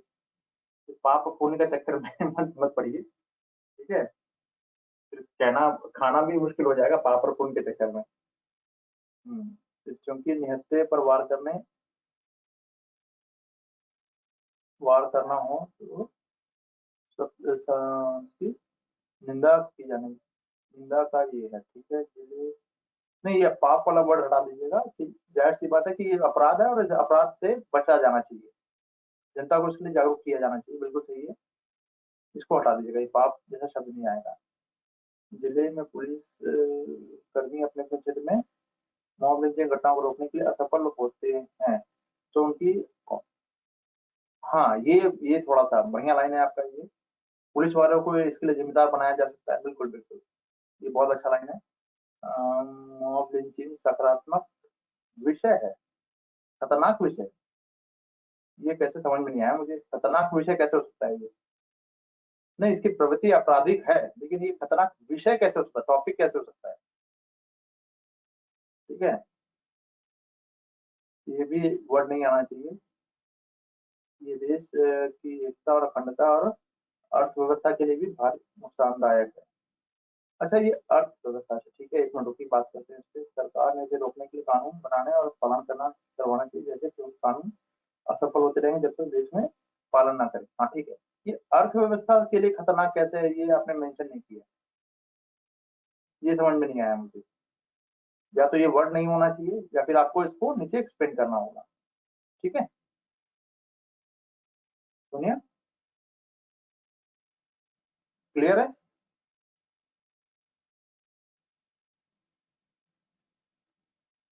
हाँ हाँ, क्योंकि भारत में लोग धर्म से ज्यादा मानते हैं। नहीं तो आस्था तो सबकी है ना, फिर तो आपकी जिसमें आस्था होगी, मेरी उसमें आस्था नहीं होगी, फिर क्या करोगे आप मुझे मौत की घाट तो नहीं उतार सकते। ठीक है, ये अधिकार तो एक सिविल सोसाइटी में हिंसा का कोई स्थान नहीं होना चाहिए। ठीक है, और मैक्सिमम पनिशमेंट जो है वो फांसी नहीं हो सकती कभी भी। ठीक है, क्योंकि सुधार की गुंजाइश को खत्म करता है। ठीक है, चलिए, अब नेक्स्ट किसी का, अब अगला देखते हैं किसका है नंबर।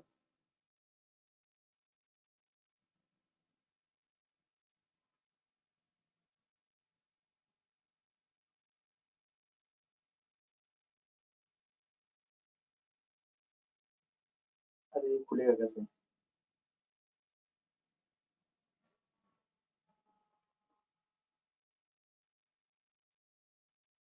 पेन कैसे हटेगा भाई? हाँ,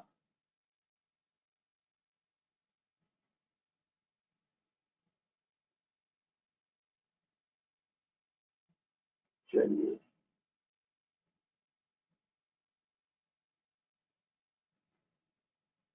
अब डिम्पल की क्वेश्चन को जरा देख लें।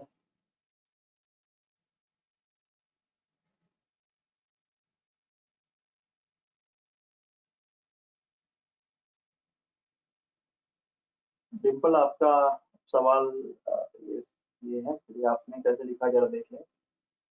महावृक्ष को रोकने के लिए सुप्रीम कोर्ट द्वारा दिए गए दिशा निर्देशों का वर्णन करते हुए इसे रोकने को कैसे जाएंगे। ठीक है, जब भीड़ किसी व्यक्ति को अफवाह या फेक न्यूज के जरिए अपराधी मानकर स्वयं दंड देती है तो इसे भीड़ द्वारा की गई हिंसा, मॉब लिंचिंग कहते हैं। ठीक है, अब आगे बढ़िए। अरे इसको आगे कैसे बनाऊं, एक मिनट,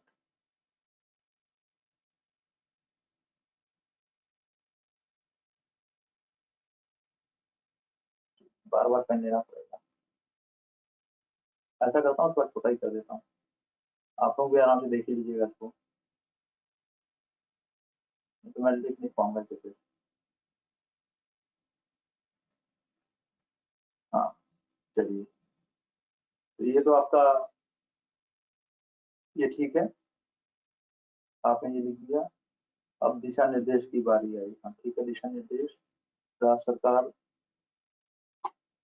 शीघ्रता से, ओके, शीघ्रता से उन जिले और जिलों गाँवों में की पहचान करें जहाँ हाल ही में मॉब लिंचिंग घटना हुई। ठीक है, राज्य सरकार प्रत्येक क्षेत्र में मॉब लिंचिंग रोकने के लिए सीनियर पुलिस अधिकारी को प्राधिकृत करेगी। हाँ ठीक है, कोर्ट सरकार को रेडियो टेलीविजन में और कानून की जानकारी उन तक पहुंचाने का भी निर्देश दिया है। ओके ठीक है, भीड़ द्वारा हिंसा फैलाने की सुनवाई फास्ट ट्रैक कोर्ट में की जाए ताकि 6 महीने के अंदर निपटारा किया जा सके। ठीक है, चार मुख्य बातें लिख दी आपने, काफी इनफ है। भीड़ द्वारा की जाने वाली हिंसा रोकने के उपाय।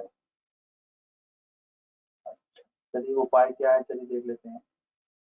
कानून के निष्ठापूर्वक पालन किया जाना चाहिए। इस तरह की घटनाओं को रोकने के लिए शुरुआती कदम उठाते हुए त्वरित कार्रवाई की जानी चाहिए। ठीक है, वेरी इनफ। दूसरा, अपराधियों को किसी प्रकार का राजनीतिक प्रश्रय नहीं दिया है। अच्छी पॉइंट है। सुप्रीम कोर्ट के दिशा निर्देश के मुताबिक लोगों को जागरूकता फैलाने की कोशिश करनी होगी। नहीं तो ये तो दिशा निर्देश है ना, ये तो निर्देशों के अनुसार है ना। ठीक है, दरअसल लोगों को जागरूक होना ही सबसे अहम पहलू है। हाँ ये लाइन, यहाँ पे थोड़ा सा आपका गड़बड़ हुआ है, ये लाइन। ठीक है, अन्य लोगों में जागरूकता फैलाने की कोशिश करनी होगी, ये नहीं लिखिए, बस इतना कटेगा आपका, बस यहाँ से ठीक है। ठीक है, लोगों में जागरूकता फैलाने की कोशिश करनी चाहिए, बिल्कुल अहम पहलू, बिल्कुल।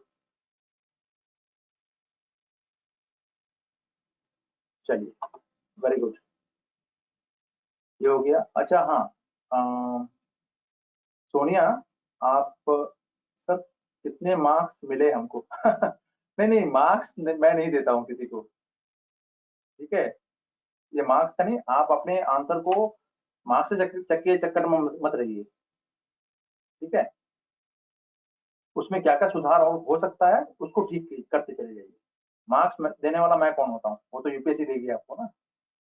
चलिए, तो जो जो कमियां बताई हैं, हाँ एक चीज आप सोनिया ध्यान रखिएगा, 150 शब्द में अगर कहा गया है तो उसको 150 है तो 160 तक लिख दीजिए, 170 तक लिख दीजिए। 150 शब्द में अगर लिखा लिखने को कहा गया तो 170 तक आप लिख सकती हैं, इससे ज्यादा नहीं। देखिए जिससे डिम्पल ने कितना अच्छा लिख दिया, 150 शब्द में ही लिखना है आपको, मतलब इसी के आसपास रहना है आपको। आपका 2 पेज का मतलब वो बहुत ज्यादा हो गया। ठीक है, तो शब्द सीमा का ख्याल रखिएगा। ठीक है, इतना पेज यूपीएससी देगी नहीं आपको, अगर देगी तो लिखना नहीं है। ठीक है, हाँ, इसका ध्यान रखिएगा। आपको सभी वर्ड लिमिट का जरूर ध्यान रखिएगा, प्रैक्टिस इसी पैरामीटर पे करना है आपको। चलिए, अब थोड़ा सा दूसरा देख लें किसी का, एक और है, इनका है आंसर वो, अब आ गए हैं पूजा। चलिए पूजा जी का देख लिया जाए।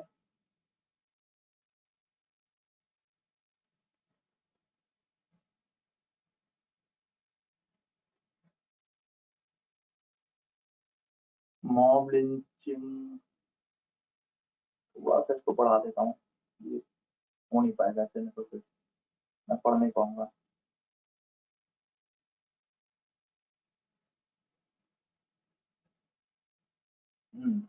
मॉब लिंचिंग,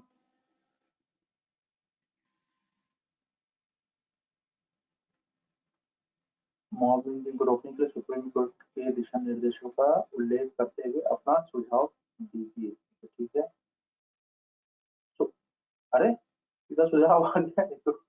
अच्छा, तो दिशा निर्देश कहाँ है पूजा, वो बाद में आएगा क्या? पहले तो आपको कम से कम उसका डेफिनेशन लिख दीजिए और सुप्रीम कोर्ट का दिशा निर्देश, उसके बाद है ना ये फर्स्ट पॉइंट, सेकंड पॉइंट, और फिर ये है थर्ड पॉइंट। सुझाव तो लास्ट में आएगा ना। सुझाव, चलिए सुझाव पढ़ लेते हैं फिलहाल। केंद्र सरकार राज्यों समय समय पर टेलीविजन, रेडियो और जागरूक बनाना चाहिए, यदि इस प्रकार की घटना कहीं हो तो उसे सजा का भागीदार हो। सही लाइन है। स्कूल और कॉलेजों के विद्यार्थियों को नुक्कड़ नाटक थिएटर के माध्यम से लोगों में जागरूकता और बंधुत्व को प्रोत्साहित किया जाना चाहिए। बहुत सही लाइन है। ठीक है।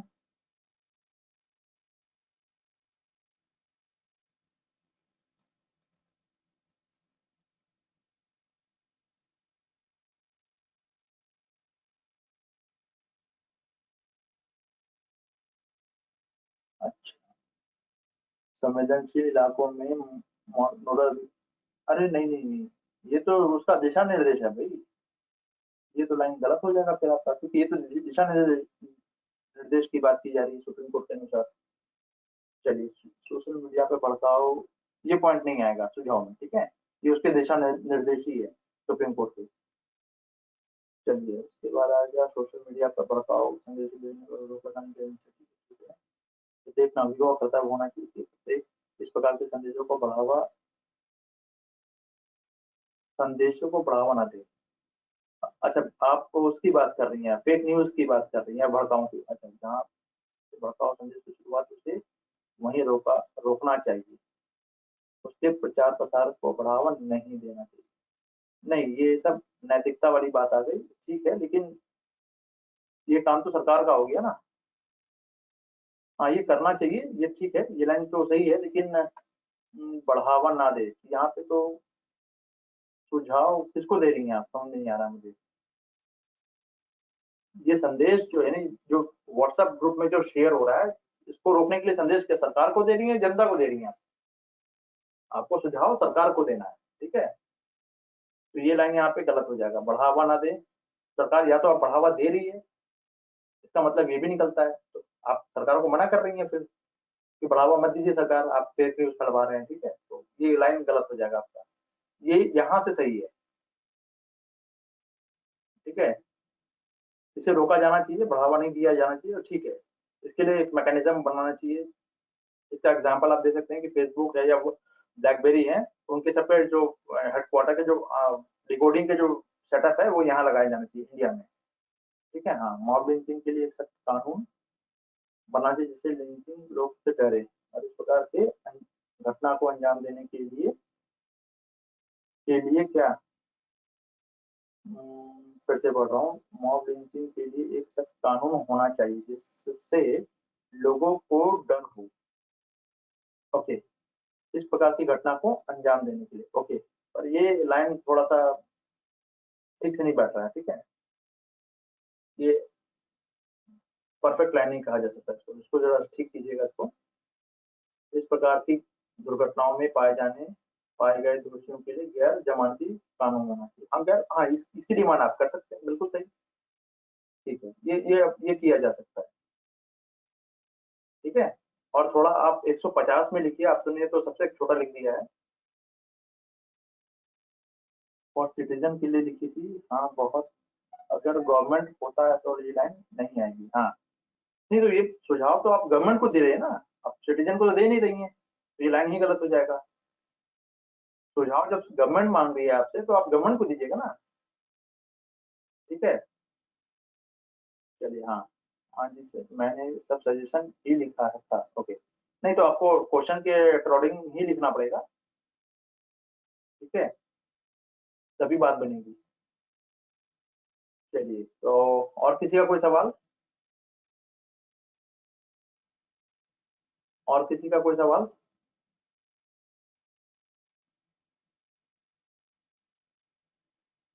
चलिए, तो प्रिया, आपका कोई सवाल?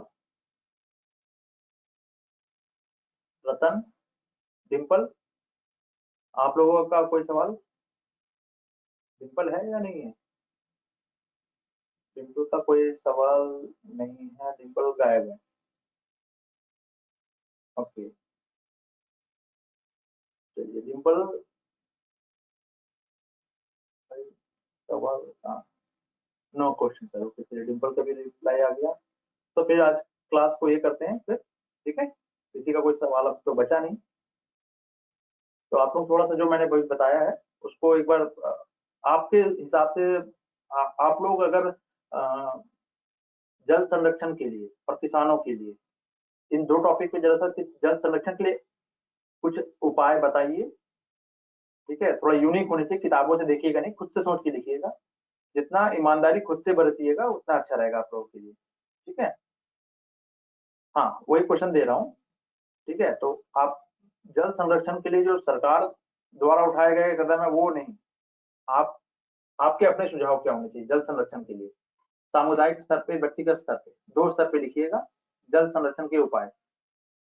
मैं फिर से रिपीट कर दे रहा हूँ, जल संरक्षण के उपाय सामुदायिक स्तर पर और व्यक्तिगत स्तर पर।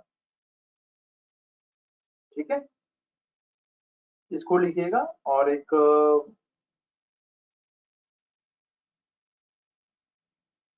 प्रदूषण तो हुई क्या, मैं आपके लिए एक ही पे लिखी, चलिए नहीं तो फिर ज्यादा हो जाएगा, फिर मैं चेक नहीं कर पाऊंगा। सबने अगर दो दो क्वेश्चन दे दिया तो फिर मेरी हालत खराब होगी। तो आप लोग इसको लिखिए, ठीक है? चलिए, तो फिर आज की क्लास मिलते हैं फिर कल। ठीक है, आप लोगों ने क्वेश्चन लिख लिया होगा उम्मीद करता हूँ। ठीक है सोनिया? हाँ, चलिए, ओके फिर, ओके गाइस, बाय।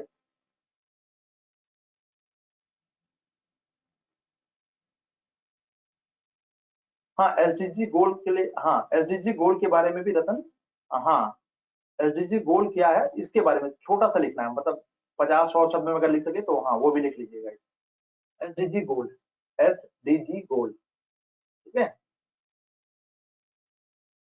हाँ, ठीक है।